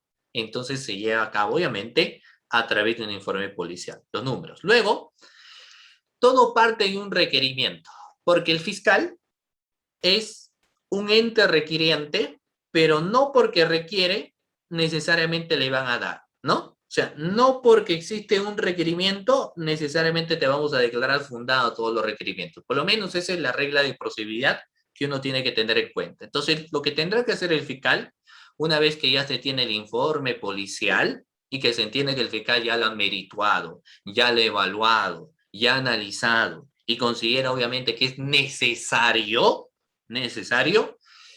había un alumno que me preguntaba, ¿y para ese requerimiento qué se requiere? Y eso yo le voy a trasladar la pregunta, porque nosotros, por ejemplo, fíjense que estamos ante una situación diferente, ¿no? ¿Qué tipo de sospecha requerirá, necesita el fiscal acá? ¿Con sospecha inicial simple para un requerimiento? No, pues. Con sospecha no vas a hacer una interceptación telefónica, sospecha simple. Una sospecha probable, una sospecha plausible, podría ser, pero no, ¿cierto? O sea, con una sospecha probable, una sospecha plausible para un requerimiento de detención preliminar. Entonces acá, si bien es cierto, los acuerdos plenarios no señalan que para qué tipo de sospecha es para esta cuestión de requerimiento, se entiende que lo que acá uno tiene es elementos reveladores. ¿De acuerdo, doctores? Se entiende que acá lo que tenemos es elementos reveladores. Entonces, el fiscal, recibido el informe policial, evalúa si la misma está debidamente fundamentada y contiene lo que es más importante aún, cuáles son los datos necesarios, los datos importantes, los datos exigentes. El fiscal, después de su evaluación y con los requisitos exigidos por ley, dentro de las 24 horas, doctores, y en atención al carácter urgente de la medida, formalice el pedido y o requerimiento ante el juez competente para que las comunicaciones, telecomunicaciones o sus instrumentos sean abiertos, incautados, interceptados o intervenidos, debiendo anexar, obviamente, los anexos indiciarios que justifican la autorización de la restricción del derecho. Es decir, por ejemplo, podemos evidenciar ahí algunos elementos como las videovigilancias, informes escritos de las transcripciones que nos dio el colaborador eficaz para que sea necesario ahora recurrir al tema de un requerimiento. ¿De acuerdo, doctores? Es importante, es importante. Muy bien. Bueno, acá hay otra pregunta que nos hace Luis, ¿no? Nos dice, doctor, buenas noches. La intervención y levantamiento de secreto de las comunicaciones también se pueden en las redes sociales como WhatsApp, Facebook, Telegram. Lo que pasa es que es diferente, ¿no? Acá estamos ante algo, algo, digamos, más específico. Más específico. Lo específico es saber qué conversan en tiempo real. En tiempo real. No lo vamos a hacer a través de redes sociales porque no es seguro, porque alguien podría estar utilizando su cuenta, un tercero, etcétera, y no siempre en las redes sociales, por cuestiones de lógica, máxima de experiencia, va a haber una comunicación tan delicada como estas, ¿no? Por lo general lo van a guardar en secreto. Por WhatsApp, muy pocas veces también se cuida mucho. Por ende, por cuestiones de reglas de la experiencia, la comunicación lo hacen pues en lugares donde no lo puedan escuchar, donde no podamos saber que se encuentran, entonces es un poco más privado, ¿ya? Entonces hay que tener en cuenta. Entonces, claro, hay algo muy importante que dice el doctor Miguel, transparencia de la información versus protección de los datos personales. Que ahí vamos a aplicar el tema de la razonabilidad y de la justificación, ¿no? Entonces, si evidenciamos razonabilidad para el objetivo de la investigación, obviamente será justificado. Es por ende que no es autónomo la decisión del fiscal. O sea, no es que el fiscal diga, hago una interceptación telefónica y listo, ¿no? Sino que, es más, no porque los miembros de la Policía Nacional del Perú lo envían, el fiscal tiene que previamente evaluar la necesidad, la idoneidad de requerir o no requerir. Y el juez, como todo requerimiento, le va a decir, bueno, tú me estás requiriendo interceptación de las telecomunicaciones, pero dígame, bueno, ¿qué elementos tienes que sustenten tu pedido? ¿Qué elementos tienen para la sustentación de tu pedido, ¿no? Entonces ya ingresa acá una valorización naturalmente que tiene que hacer el juez. Bueno, ese es el paso. Informe policial, solicitud de requerimiento fiscal y luego tenemos la resolución judicial. En el caso, doctores, a ver, vamos a ver acá.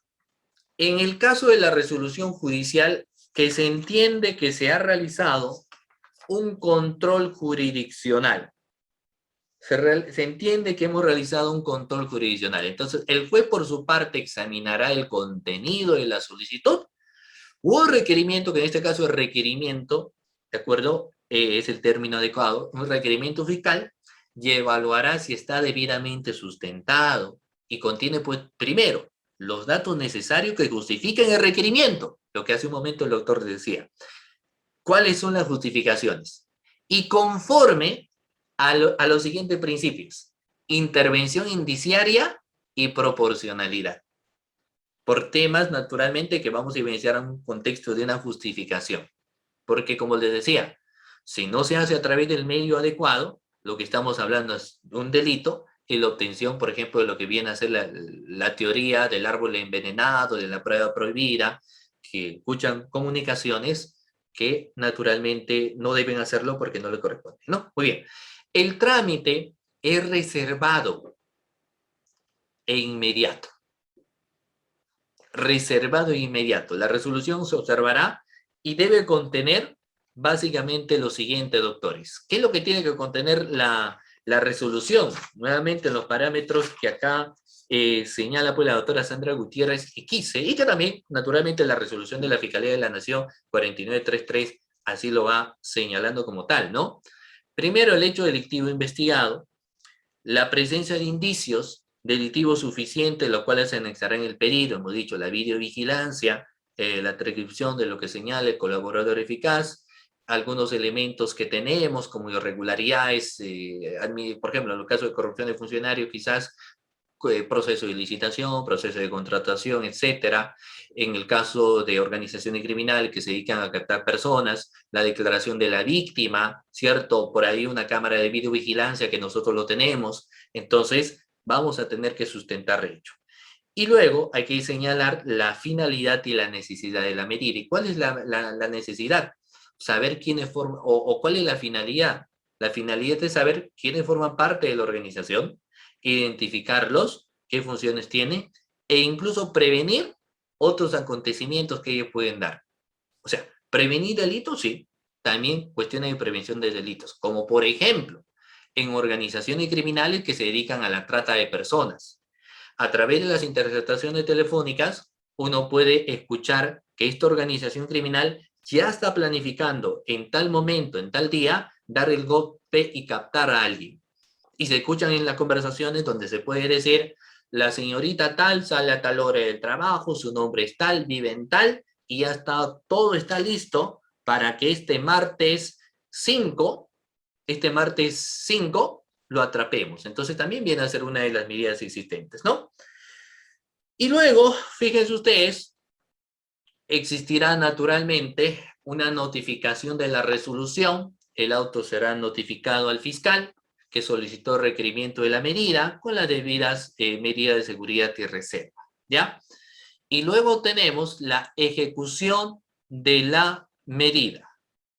La ejecución de la medida. Ah, no, mira, ustedes lo pueden buscar luego porque lo que yo le decía es la resolución 4933-2014 MPFN, ¿ya? Ustedes lo pueden encontrar ahí y no se preocupen porque hay los materiales que a Reader, el doctor Reader lo va teniendo, ¿no? Así que no se preocupen, ¿ya?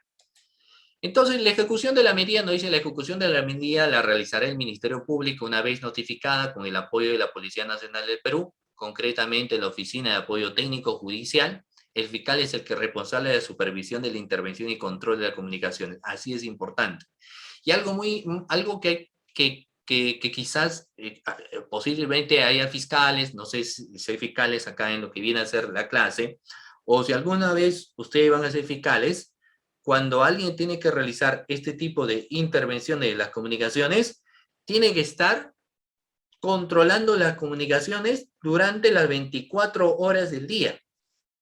No es que voy a hacer solamente en tiempo de las 8 horas, ¿no? Sí. Hay conversaciones que se dan o reuniones que se pueden dar a las 11 de la noche, 12 de la noche. Entonces, fíjense ustedes que es una situación también ahí, ¿no? Entonces, bueno. Entonces dispondrá la Policía Nacional de las acciones necesarias para verificar, perennizar los hechos a mérito de las informaciones obtenidas de las comunicaciones intervenidas, ¿no? Y luego vamos a pasar pues a la transcripción de las grabaciones. Ahí lo que nos interesa a nosotros, mira, pero ahí les planteo lo siguiente, miren, hay varias cuestiones controversiales que yo estoy seguro que ustedes ya pues lo conocen por los temas reales, ¿no? Miren, a veces tú puedes investigar porque se trata de una presunta organización delictiva, de una organización criminal que se dedica al narcotráfico, pero te das con la sorpresa que existen otras personas que hablan, por ejemplo, de delitos, pero de trata de personas. La pregunta ¿es válido que se inicie otra investigación producto o gracias a la realización de la intervención de las comunicaciones te percata que existen otras personas involucradas y que cometen otros delitos, o es que esto ya forma parte de la teoría del fruto del envenenado o del árbol prohibido? Porque se entiende que el requerimiento fue para algo puntual, sobre un hecho y quienes participan. Pero si tú te das cuenta ahí que hay otros hechos y otros participantes, ¿es válido en razón a ello iniciar una investigación? Ese es todo un tema, ¿no? Es todo un tema de discusión. Es todo un tema de discusión. Hay varios casos que han salido a la palestra producto de interceptaciones telefónicas, ¿no? Producto de interceptaciones telefónicas. Entonces, bueno, eso lo dejamos ahí para el debate, para el análisis, es posible, no es posible. Lo que sí es cierto es que en la transcripción de las grabaciones lo que uno tiene que hacer es relacionar a los hechos, la participación directamente a los hechos, ¿no? Luego pasemos, bueno, un control de reexamen que tiene que ejecutarse. Muy bien, doctores, ahora pasemos a la circulación, miren, circulación y entrega vigilada de bienes delictivos. Esta viene a ser también, doctores, otra forma en la cual se va a tener a bien de desarrollar o un medio extraordinario de la investigación contra la criminalidad organizada, ¿no? La circulación que entrega vigilada de bienes delictivos, ¿de acuerdo? De bienes delictivos. ¿En qué consiste ello? Bueno, vamos a señalar a continuación lo siguiente, fundamentalmente, en qué consiste ello, ¿no? Primero lo encontramos en el artículo 12, en la cual nos señala a nosotros puntualmente lo siguiente, ¿ya? Nos señala lo siguiente. A ver, vamos a ver a continuación. Dice, el artículo 12, la circulación y entrega vigilada de los bienes delictivos. De acuerdo con el artículo 340 de la Ley de Enjuiciamiento Criminal, aprobado por decreto número 957, el fiscal tiene derecho a ordenar la distribución o control de la entrega de los bienes relacionados con uno o más delitos sospechosos de la comisión de una organización delictiva. Así nos hace referencia, ¿ok? Así nos hace referencia. Sigamos. Las personas naturales autorizadas o encargadas de colaborar con la autoridad competente durante la ejecución de esta investigación de debida diligencia podrán quedar exentas de alguna responsabilidad penal, siempre que su comportamiento se limite estrictamente a los alcances de la ley de la investigación y la finalidad, restricciones y características de por medio. Entonces, el artículo 340 nos señala la circulación y entrega vigilada de estos bienes delictivos. El fiscal podrá autorizar, acá sí no se requiere un mandato judicial, ¿no? Sino que esto es una decisión ya autónoma por parte del fiscal. Pero la circulación de estos bienes delictivos bajo una vigilancia. Es decir, ejemplo de ello podemos tener cuando el fiscal dice, acá se está microcomercializando droga. Y el fiscal no les detiene inmediatamente a quienes están llevando la droga o a quienes están entregando la droga, porque claro, estos son bienes delictivos, había que incautarlo, detener, incluso en cuestiones de flagrante delito, ¿cierto? Y seguir con el procedimiento que corresponda. Pero el fiscal dice, no, nosotros queremos saber que esa droga, ¿a quién le van a entregar? Y luego queremos saber que a esa persona que han entregado la droga, esta a qué otra persona lo va a entregar. Entonces, ¿qué es lo que estamos haciendo? Estamos permitiendo que un bien delictivo vaya de un lugar a otro lugar, por supuesto que sí. Pero ¿con qué objetivo? Con el objetivo de saber quiénes forman parte de la organización, quiénes están ahí, o sea, no solamente es quien entregue, quien recibe, sino seguramente hay todo un grupo de personas que se encuentran ahí también metidas y el objetivo es poder individualizarlas, ¿no? El objetivo es saber quiénes se encuentran ahí. Y eso es lo que nos señala pues el artículo 340, ¿no? Ahora, lo que sí es cierto nos dice, esta medida deberá acordarse mediante una disposición en la que determine explícitamente, en cuanto sea posible, el objeto de la autorización y la entrega vigilada, que naturalmente estará siempre con la ayuda que son los efectivos policiales, así como la característica de cuál es el bien delictivo, de qué se trata, ¿no? Para adoptarla, se trata o se tendrá en cuenta su necesidad a los fines de investigación en relación con la importancia del delito y con las posibilidades de vigilancia. El fiscal que dicte la autorización remitirá copia de la misma a la Fiscalía de la Nación, que abrirá un registro reservado de dichas autorizaciones. Muy bien, vamos a ver. Se entenderá en ese sentido, doctores, por circulación o entrega vigilada la técnica consistente en permitir que remesas ilícitas, drogas, armamentos, estupefacientes o sospechosas circulen por territorio nacional o que salgan de él o entren a él sin ningún tipo de interferencia de las autoridades o alguno de sus agentes. Pero la regla sí que estén bajo vigilancia. Bajo vigilancia. Hemos dicho, los encargados de los temas de vigilancia van a ser los efectivos policiales a través de sus pesquisas o a través de las vigilancias que van a hacer, ¿no? A través de sus propias investigaciones que ellos realizan. ¿Y cuál es el objetivo?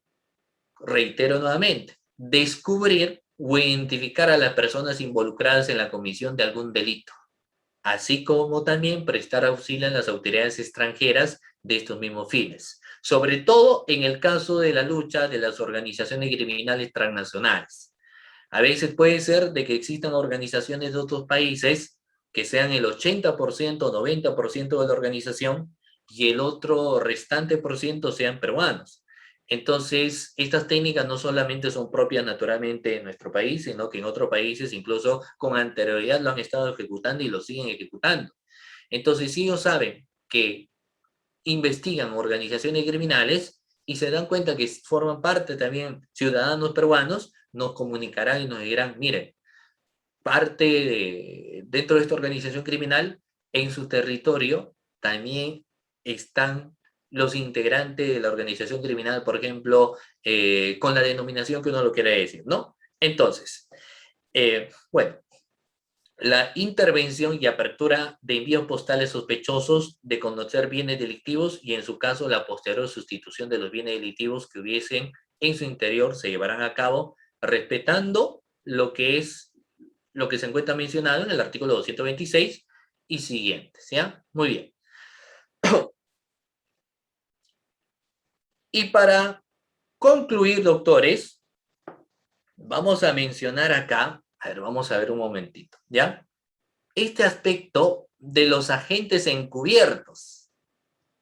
Este viene a ser otro medio extraordinario de investigación o técnica especial de investigación que se va a tener en cuenta, ¿ya? ¿De qué estamos hablando? Del agente encubierto. Respecto al agente encubierto, vamos a ver. Una vez que el agente encubierto emita una cláusula tributaria que lo autoriza a participar, tiene derecho a participar en el tráfico legal, social, obtener y poseer o transportar bienes delictivos y permitirle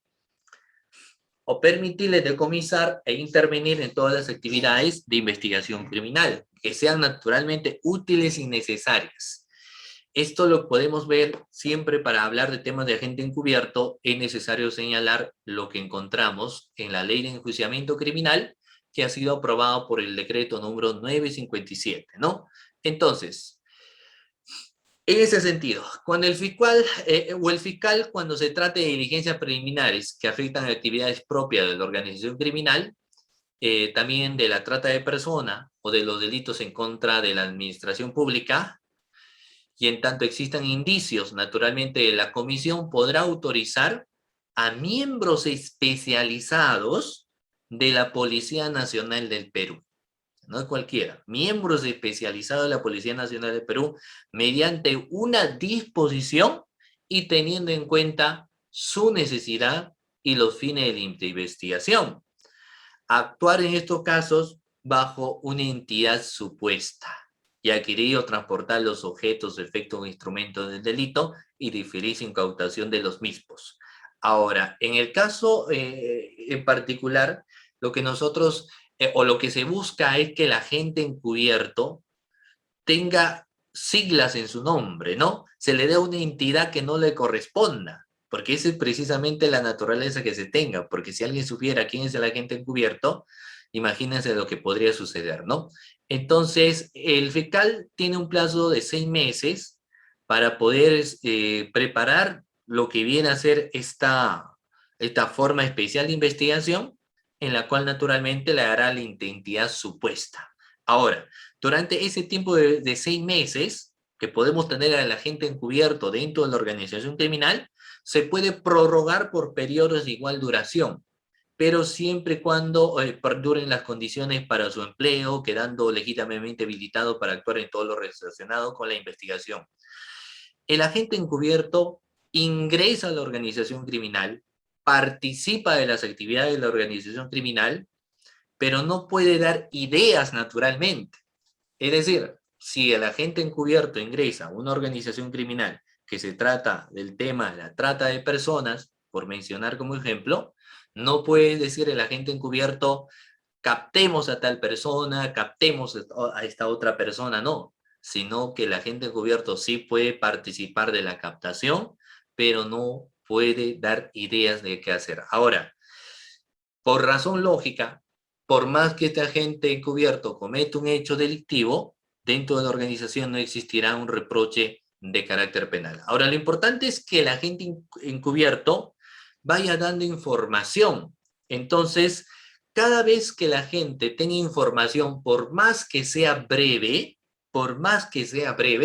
tiene que estar dando de conocimiento del fiscal. O sea, el agente encubierto estará diciendo, mira, el líder de la organización era fulano de tal, el financista es tal, se dedican a realizar tal actividad. En determinado tiempo, en determinado contexto, en determinado lugar, realizan tales actividades. Es decir, la gente encubierta es aquella persona que tiene que dar información constante. No es que después de los 6 meses recién va a dar toda la información, sino que estando ya ahí, tiene que dar las informaciones que correspondan, ¿no? Ahora, naturalmente, la identidad del agente encubierto se puede ocultar al culminar la investigación en la que intervino. Asimismo, es posible la ocultación de la identidad en un proceso, siempre que se acuerde mediante resolución judicial motivada y que existe un motivo razonable que haga temer por la relevancia, que por lo que podrían atentar pues contra su vida del agente encubierto. ¿De acuerdo? Muy bien. Ahora, lo que yo les mencionaba también. El Tribunal Constitucional en las sentencias 04750-2017 define lo que viene a ser el agente encubierto, ¿de acuerdo? En qué consiste, quién viene a ser, pero también menciona y señala, por ejemplo, cuando estamos ante el agente provocador. Es decir, como yo les estaba señalando hace un momento, el agente encubierto no puede dar ideas a la organización criminal. El agente encubierto no podría decir esto se realiza, esto se va a hacer, aquello se va a suscitar, ¿no? Sino sí puede participar, pero no podrá dar las ideas de lo mismo, porque ahí sí podría existir un tema de alguna responsabilidad de carácter penal, ¿no? Y naturalmente luego se tendrán que hacer las medidas que corresponden, como vienen a hacer los seguimientos, las acciones de seguimiento y supervisión, ¿no? Esto ya lo encontramos nosotros en el artículo 14. Entonces, el fiscal, por ejemplo, podrá ordenar que el agente encubierto o los terceros relacionados con él sean monitoreados por la Policía Nacional del Perú, de acuerdo con la autoridad o a solicitud de la autoridad policial. ¿De acuerdo, doctores? Entonces, bueno, el tema de colaboración eficaz no lo tocamos porque técnicamente hablando no viene a ser parte de lo que es una técnica especial de investigación. Pero sí es muy importante mencionar que gracias muchas veces a las informaciones que va a dar el postulante colaborador eficaz, se puede hacer uso de las diversas técnicas de investigación. Muy bien, doctores. De esta manera, llegando a conclusiones finales, recordemos que al tratarse de organizaciones delictivas que realizan, por ejemplo, diferentes contextos o comportamientos de esta magnitud, en la que finalmente uno tenga que hacer uso no de las formas de investigación tradicionales que nosotros conocemos, sino que se tenga que hacer uso necesariamente de aquellas técnicas especiales de investigación con el objetivo de combatir siempre temas de organización criminal, organización delictiva. ¿De acuerdo, doctores? Muy bien. De esta manera llegamos a la parte final de la clase del día de hoy. Agradecer al doctor Reader por la cordial invitación a la institución Udiápolis y también a cada uno de ustedes, doctores, que han estado presentes en esta sesión de clase, haciendo muchas preguntas. Seguramente hay algunos interrogantes que no les ha podido responder porque han pasado muchísimo entre pregunta y pregunta, pero mi agradecimiento a cada uno de ustedes. Cuídense muchísimo y que tengan un buen inicio de semana. Un abrazo para cada uno de ustedes a la distancia, doctores.